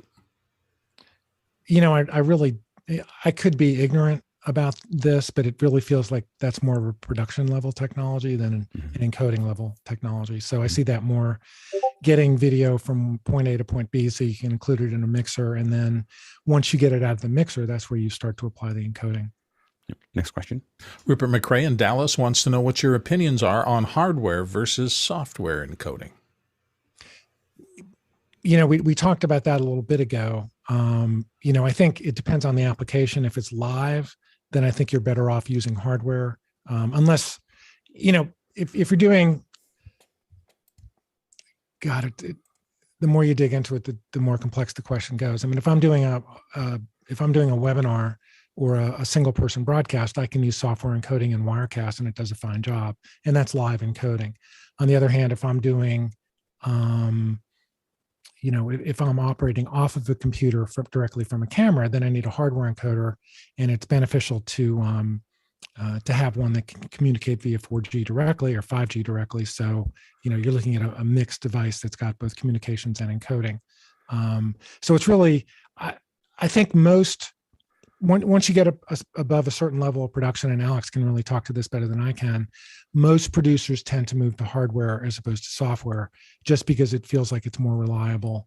And it's, you can deploy a book-sized encoder, plug it into your Avid, plug it into whatever mixer you're using, as opposed to trying to do it in software, which can crash the mixer if you're doing something with Wirecast or even Avid. Or not Avid, I'm thinking TriCaster.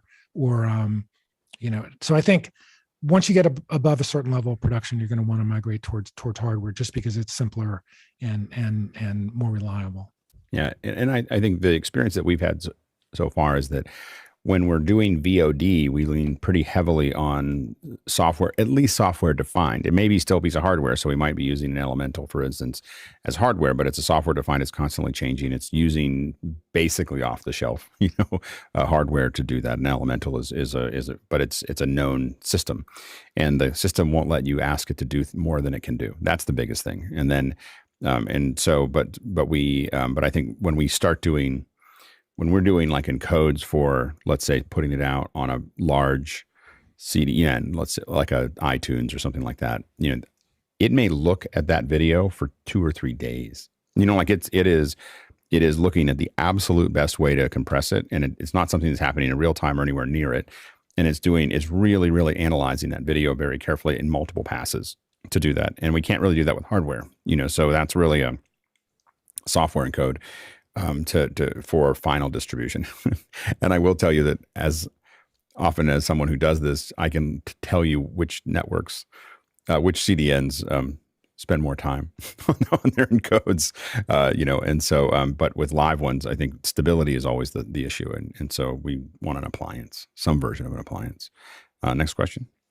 Looks like it's from Rupert McRae in Dallas, Texas. Do you think there's a greater future in more real-time transport closer to broadcast, or more buffered type formats with higher latency?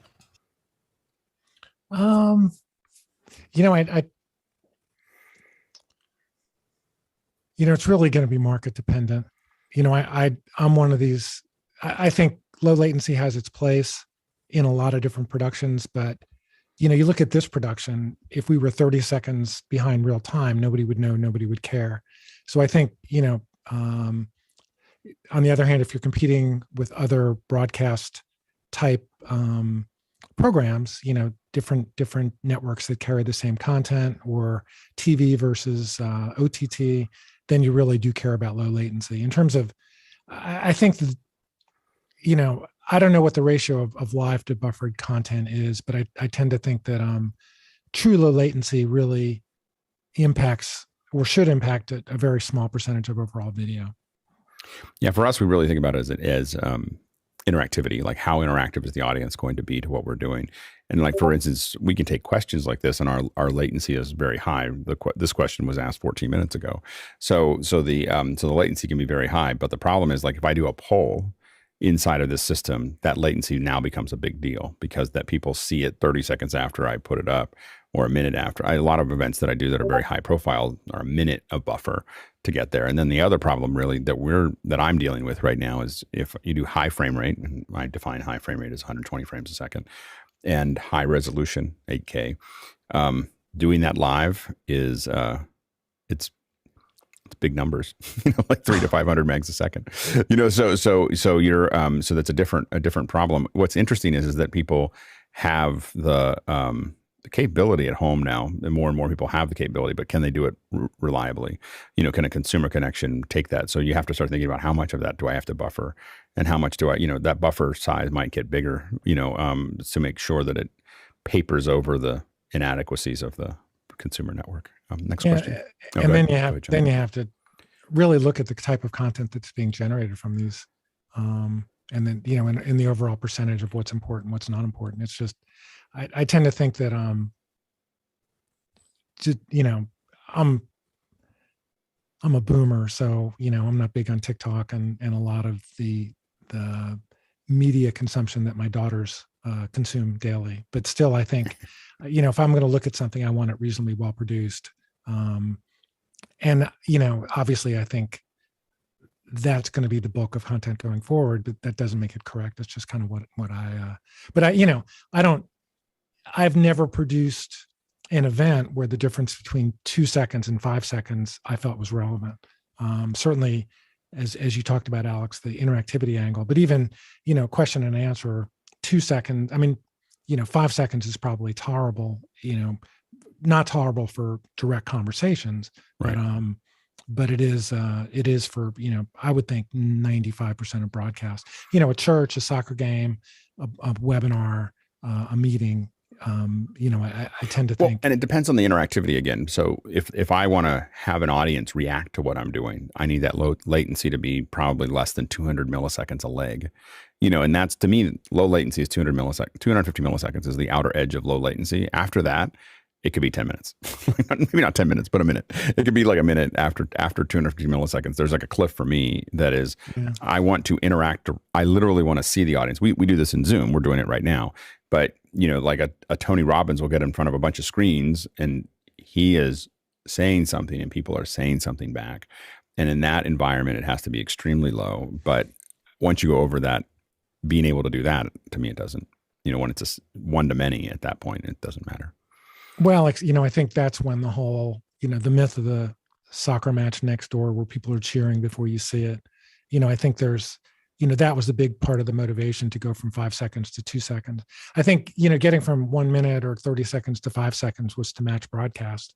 And then getting faster than that was more to make sure that you weren't outscooped by a program that was being run in true low latency, so I think there, if you're an auction site or a voting site or a gambling site, then the type of numbers you're talking about are very important.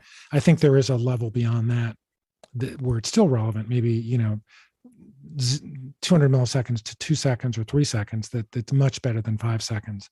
And then once you get beyond 5 seconds, you could still argue for more gradations in there. I don't think it goes from 200 milliseconds to, it doesn't matter that directly.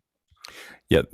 When FIFA was running, because when FIFA was running in Brazil, I was in a show in Moscone Center and there was different crews and they were watching different channels. And you hear a cascade of cheers Everyone was on a slightly different delay. Next question. Douglas Carmichael's up next. He says, what audio processing do you like to use before your mix reaches the encoder? I'm bad to ask for that. I'm not an audio production guy, and that is a very specialized activity. Yeah, next question. J.J. McKenna, San Rafael, is back with, could one prognosticate regarding which encoding format will stay relevant the longest for someone who's interested in learning the nitty-gritty of encoding? What's interesting, so Rethink TV is an analyst firm out of London, and they put out a study last December that we wrote about in Streaming Media Magazine, and they looked at the formats going forward, and they showed H.264 being relevant, and their time frame was between 2020 and 2030. They showed H.264 still being the dominant format through, I think, 2030. HEVC coming up and taking over the second place, and then I think it was AV1 being third place. But if you Google my name and Rethink TV, you'll get to the Streaming Media article, and you'll see the graph that I'm referring to, and just track that. But I think you should start with H.264 because everybody who produces video today still produces H.264 for backwards compatibility. Right. Next question. Next one comes to us from Tuomo Koloma in Finland. Do you know if there is an easy-to-use website or utility for creating complex multi-file ffmpeg command strings? I don't. That'd be really interesting, kind of like a scratch, like little boxes. I want it to do this, then I want it to do this, then I want it to do this, and have it just push out the flow. There is a GUI. There is a Mac-based GUI that I'm, struggling to find real quickly on my. For ffmpeg, you mean like Handbrake? No, it's more than Handbrake. It's okay. Email me at janozer@gmail.com, and I'll send you a link to the software program that I'm talking about. But it's Mac-based, and it produces. It's a GUI for producing ffmpeg type commands. I'm not sure it gets to the level that you're looking for, but it may. Yeah. Next question.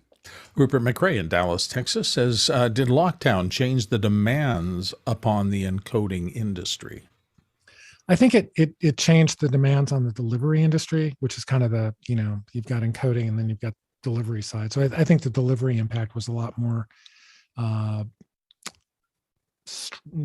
significant because all of a sudden there were many more people watching videos over pretty fixed pipes.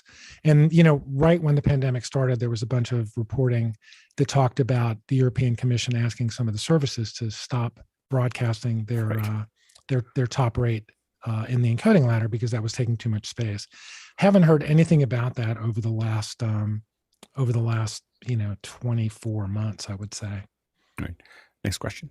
Rupert McRae, Dallas, Texas. Could you define spatial and temporal compression? Yeah, we kind of talked about that a moment ago. So temporal compression is interframe, spatial is intraframe. Temporal compression eliminates redundancies between frames, the whole talking head thing, versus the spatial, which takes what's left and encodes that as compactly as possible. And as Alex pointed out, the interframe or temporal is much more efficient and therefore almost lossless, where most of the artifacts come in during the intraframe or spatial encode. How do you describe the interrelationship between the keyframes, the P frames, and the B frames? It really depends on who the person is. I mean, to somebody who's reasonably technical, it would be, an iframe is essentially JPEG, contains all the data. P frame searches for redundancies and frames behind it, so it has limited frames from which it can get redundancies, whereas a B frame can look both ways, and therefore it's the most efficient frame. So you've got iframes which contain 100% of the information about the frame, a B frame that can look backwards and forwards to P frames, iframes, or B frames in some cases for redundancies, and then P frames that can only look backwards. Next question. Guy Cochran in Seattle, Washington, here on the panel, says, what industry changes have you seen from DV and media cleaner to now? God, there's just been so many. The industry grew up, so a lot of big companies, that weren't. So one big trend has been the transition from traditional broadcast shops like a Harmonic into, more the streaming industry. So you've got companies like Harmonic and Atem and some of the big encoders that primarily served broadcast 15 years ago that are now transitioning into streaming because, hey, there is no more broadcast. So I think the encoding side has gotten a lot more mature in that way. And you're seeing a lot fewer encoders out there. We used to have, the ones you met. Media Cleaner was way back in the 90s, but we had, a lot of software programs from companies that have gone away. And I think we see a big movement towards the cloud, both for VOD encoding and increasingly for live encoding, where it's doing live transmixing of a single stream. Pretty easy to send a single 10 megabit stream out to the cloud and have it transcoded there and then sent out live. Then it would be to try and do the encoding on site and send all the streams out at the same time. So those are just some of the changes. Next question. Next one coming up from Rupert McRae in Dallas, Texas. And he says, in your training work, what can be the most challenging concepts for people to grasp? Well, nothing's challenging in my training because I make it so clear. What are the biggest questions? Yeah, I mean, it's hard for me to say because it's VOD based training. So it's not a responsive thing. I do a lot of training live for streaming media. We've got a conference coming up, fingers crossed, in May, where I'll be back in front of an audience for the first time in 2 years. I'd have to think about it. It's a good question. Nothing's really coming to mind in terms of, I think most of the people who you teach live are pretty technically knowledgeable, if not in compression and production, at least in technology. So it's really not that hard. I mean, I'm not teaching at the algorithm level. I'm teaching at the, hey, if you want it to look better, encode it 10 megabits as opposed to 6 megabits because it's lossy compression. So I tend to think at the level that I teach, it's more how much you need to learn to make it look good than any particularly hard concepts within that group. I think the thing that I find the hardest to explain, I've gotten better at it over the years, and the hardest thing that took me to get my head fully around was, and I don't know if it's fully around, but it's somewhat around, is manifests. Like understanding, how manifests work and how they interact with an Akamai or even a YouTube of how those manifests interrelate between when I'm encoding and I'm writing those out, because a lot, we hand code them, so we basically, what Elemental spits out for an HLS is not something I can actually use for what I do. And so, so there's really understanding that, because you're building something that some of it has to be invisible to the older devices. So, if they see that, they can go off into Never Never Land. And so you have to build it in such a way that the older devices don't see the stuff that we're building for the newer devices, and that order becomes, a whole. Yeah, but I'm not teaching at that level. I'm saying I'm teaching at the level, hey, there's a main manifest. So it's you link to the main manifest, and the main manifest has links to all the individual content files, and then within those content files and I think that's actually one of the most brilliant and simple functions that was really created, that allowed us to go from server-based streaming, with the Adobe Media Encoder the Adobe Media Server, to HTTP-based encoding. So at the level you're dealing with it day to day is challenging, but describing it to people so they understand how it works is actually pretty simple. How do you define streaming? When you talk to someone about streaming versus HTTP encoding, how do you define streaming? Streaming is real-time playback, so it's more single file versus ABR, I guess, is kind of the distinction. Single file is what broadcast used to be, where you produce one file and everybody sees that file. Mm-hmm. Obviously, it doesn't work when different devices have different capabilities and different devices are connecting to the internet and the source of the videos via different connection speeds. So, an ABR is actually pretty simple. Anybody who's looked at a YouTube video and made the selection of quality, which is, 100% of the people, understand that there's an encoding ladder that's comprised of different resolutions and different bit rates that allow all people to view the file irrespective of the connection they're connecting to or the device that they're watching on. Right. Next question. Next one comes to us from Courtney Gooden here on the panel from Hollywood. Is the highest quality non-real-time encoding still a multipass process, or have advancements in custom silicon negated the need for multipass encodes? Yeah, I don't know the answer to that. I've not done that study. Certainly from a VOD perspective, you're almost always going to get better results with 2-pass encoding or more than you would with single pass. Some of the hardware people might disagree. Well, yeah, I'm not going to say. I've not really studied high-end hardware encoders because it outside of the live setting, and live is always going to be 1 pass. So my experience doesn't really allow me to offer an opinion on that. Yeah, so far on the highest end, we definitely find. I mean, I will admit, there's a lot of times I look at the content and go, I don't need I don't need multipass for that. But then on the highest end stuff we do, it's many passes of layering to figure it out. Next question. Rupert McRae in Dallas, Texas says this one: what trade groups, professional bodies, or associations have the most impact on encoding or on your work in general? Streaming Media Alliance is big in terms of setting standards. I'm sure, Alex looks at a lot of the stuff that they put out just to make sure that you're in compliance with their recommendations. I think MPEG is still big, not on an encoding level, but from a codec development perspective. And I think they do a really good job with it. And as we've talked about, the Alliance for Open Media is big in terms of which codecs are going to get used and how usable those codecs are. I mean, the advances in AV1 between the first time I looked at AV1 for Streaming Media Magazine, it was 45,000 times real-time encoding, and since that time they brought it down to where it's about the same level of encoding as HEVC. So industry groups, you'd have to throw in the IEEE. They're responsible for a lot of the specifications that or a lot of the member companies that drive the specifications in the MPEG community. Next question. Comes from me, actually. And I was just wondering, are the trends in system on a chip, things like the Apple MC series, changing how encoding and decoding are being implemented for people out there who's doing this? Does the future look brighter or just more complex to you as these systems roll out?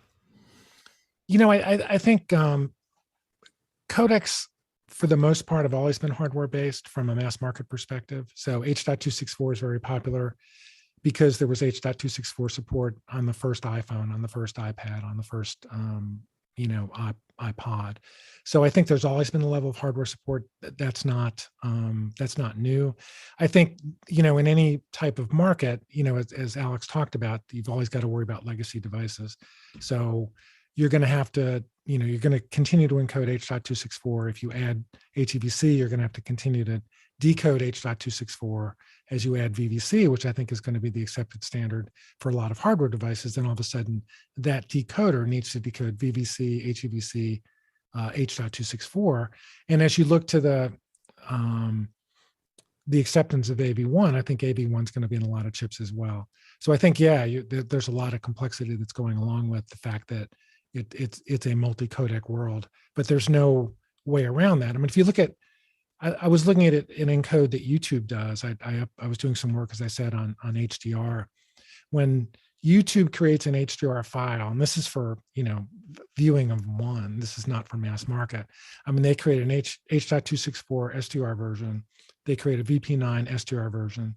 They create a VP9 HDR version, and they create an H.264 based, I think, high profile version. So they're creating 4 versions of a single HDR file for all the viewers, and that's a free service. So I think, with HDR and with these different codecs, there's going to be a lot more complexity. Fortunately, I think it's pretty easy to hide that from the consumer, so they're not going to see it. But it's going to make Alex's job harder, and a lot of the people who are watching today, their jobs harder as well.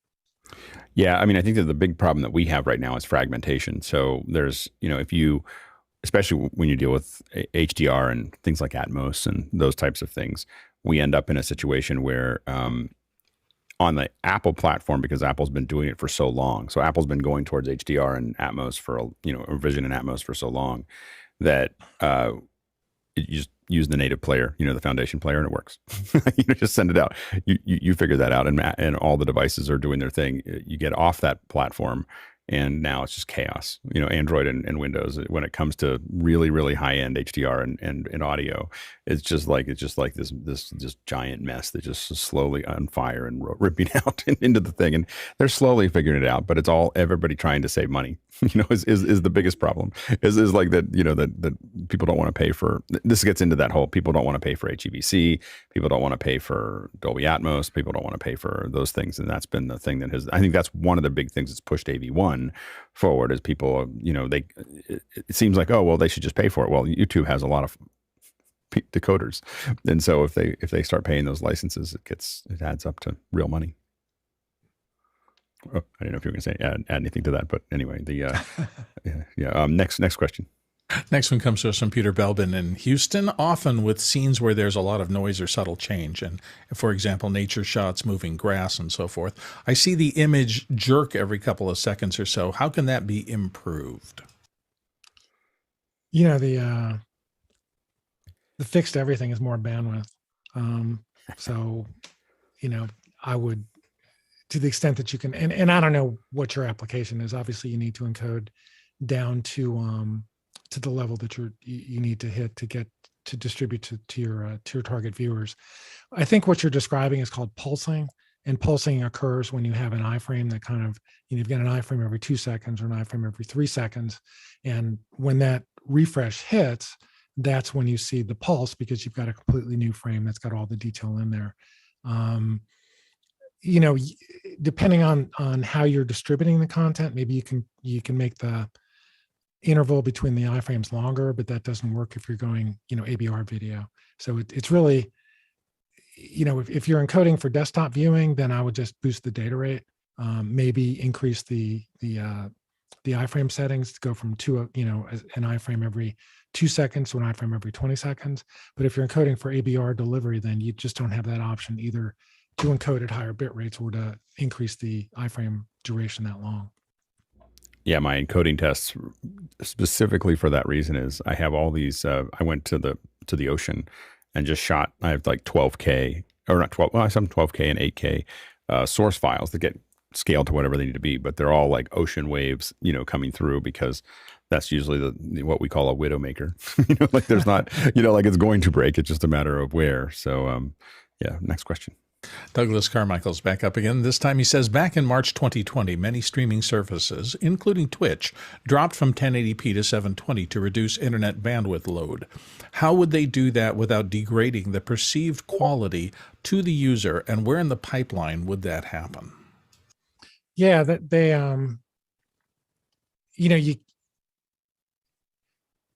what's interesting is how forgiving I think our eyes are. I mean, if you looked at a 720p 4 megabit per second stream compared to a 1080 6 megabit per second stream, I think few viewers would notice that on a computer screen or even a television set that's 6 or 8 feet away.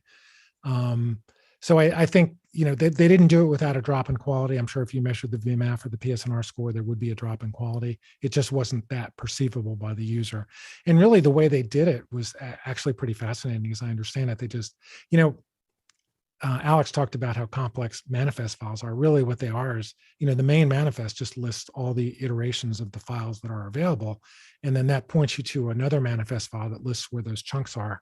So what they did is they just took out the listing for the top quality file, and then it just worked. It was like that file wasn't there from a player perspective, and everything else worked as it did before then.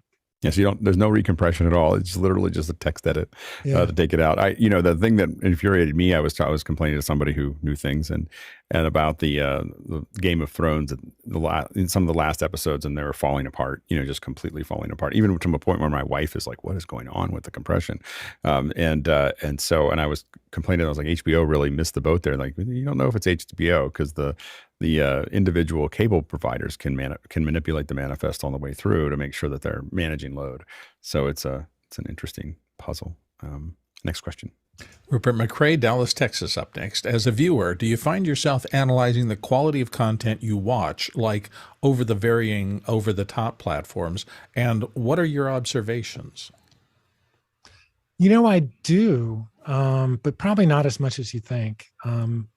So I hate to do this, but I watch a lot of basketball this time of year on the elliptical when I don't watch games in real time because I'm a boomer. I need to go to bed early.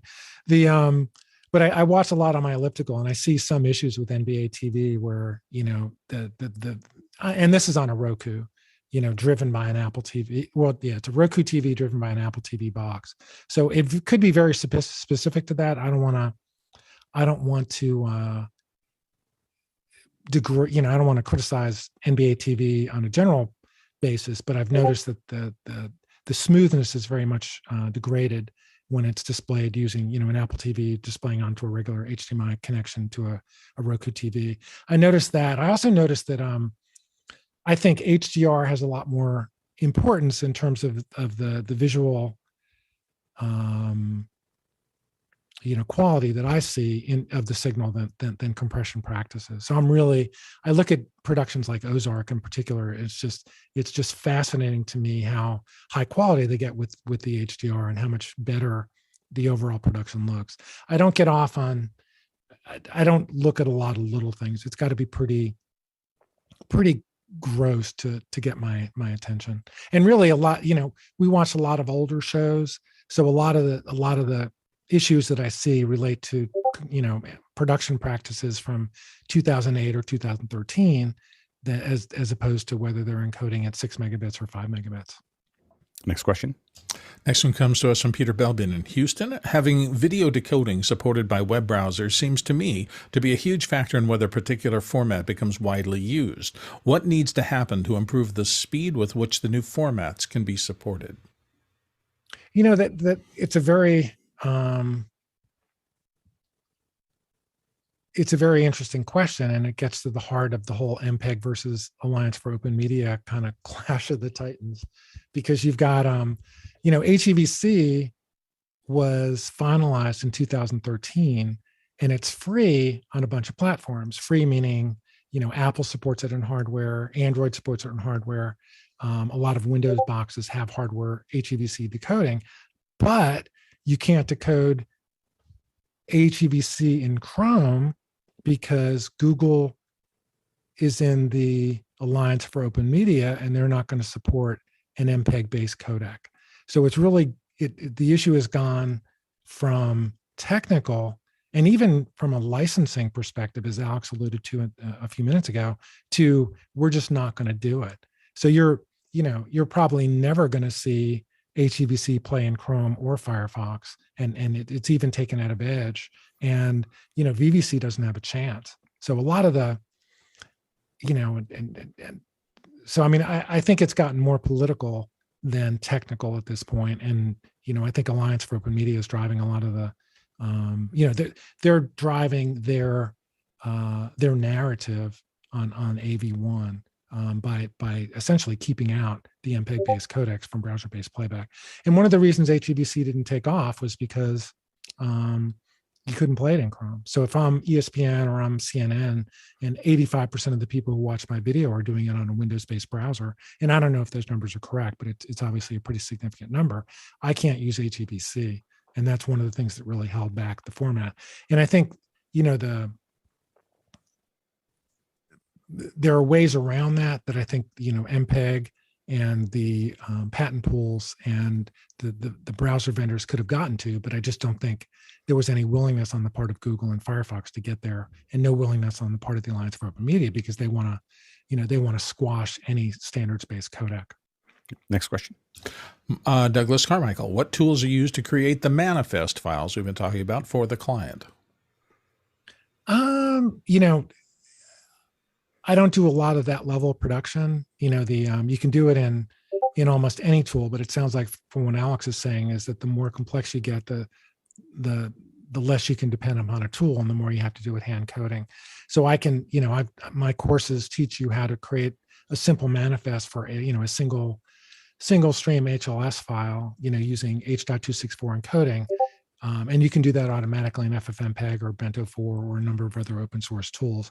On the other hand, if you add, Dolby encoding, if you had, AAC audio, not AAC, but if you had, Dolby audio or HDR encoding, all of a sudden you're going from very simple to very complex, where you probably have to hand code it. And again, Alex can talk more to that than I can. Yeah, I mean, it's one of those things that it is trying to get it across many different devices. Is really the issue. It's mostly supporting Windows and Android that require a lot of that, and so those are the things that we challenge with. And I know people who will write some very complex scripts that will build these automatically once they understand it. But as you're figuring it out, a lot of times we're sitting in BB Edit and typing things in, to see how they uptake. And it's always, if you add one more operating system or one more version or one more whatever, part of the problem is the fragmentation across Windows and Android causes a lot of problems for us, because there's a whole bunch of old operating systems, and so with Apple, it's 60, 70, 80% of the users are on the most current or within the last two versions. It's like 90, 95%. And so just a lot easier to develop for. So the other ones just become, that's why there's so much tweaking on our end, is to try to figure out how to talk to things that don't even know, this didn't exist when they got it. So when they were written, it was not thought about. Next question. Rupert McRae in Dallas back with, what test cards or patterns do you recommend for testing the actual performance of an encoding pipeline?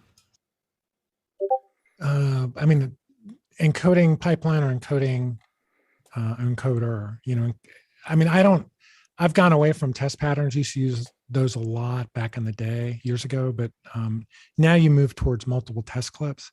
And that's kind of the problem with encoding. Every file encodes differently. So, you have to test, an animated file, you have to test a sports file, you have to test a talking head, you have to test, an ocean shot, you have to test a nature shot in order to figure out what the best encoder is and test that pipeline. I haven't tested with a pattern probably in 10, maybe longer years. Last question for the second hour. Last one comes from George Kennedy Jr. here in the panel. Jan, where can we find your books, white papers, and or courses? Okay, my website is streaminglearningcenter.com. Just as it sounds, Streaming Learning Center. And everything, everything's available there. I've kind of gone more towards courses, because books, they just take so long to we're in the same boat. Yeah, I mean, it just takes so long to actually get out there, and it's so. I mean, I can put out a course in a couple of weeks that I think delivers a lot of information. But a book is, I've self-published the last few, and I like the process, and I think it's nice to put a stake in the ground, but it's just very time-consuming, very hard to do. Yeah, I just don't like going to a dead format. I like it to be digital, so that we can update it, and constantly make it better, rather than having another edition that has to be put out later. Even digital is just you can put out a Camtasia based lecture in an hour and a half, and Right. if you try to transfer that to a book or even an article, it's days. Yeah. So yeah, no, absolutely. Jan, thanks so much for your time. God, where did it go? It's fast. It's fast. When it's just Q&A, it speeds up a lot. So, but it was really, really great to have you here, and hopefully we'll get you to come back every once in a while, answer some more questions. You've got a great group. I appreciated hearing what you guys did over the last few years, and I appreciate you inviting me. Yeah, we'll so you're more than welcome to, anytime you have something new, let us know, and we'll have you back on and talk about stuff. And we're glad to, again, encoding is such a big part of what we do. And I realize you'd be the perfect person to start answering some of those questions. So, and also maybe we'll take some of your courses as a group. Maybe we'll drag you into that. So, just let me know. All right. Thanks. All right. Y'all take care. Thanks to our producers for the great questions. A lot of, that was a fun 2 hours. A lot of great conversation there. And thanks to the panelists. We can't do this without you. And it's really good to have all of you here. It's good to see a lot of old faces here to join us for our second anniversary. And now we are going to, I would like to ask if you are willing to turn on your camera, come into after hours. We're doing a test. It would be great to have a bunch of people with their cameras on. All right. Thanks. All right. See you tomorrow.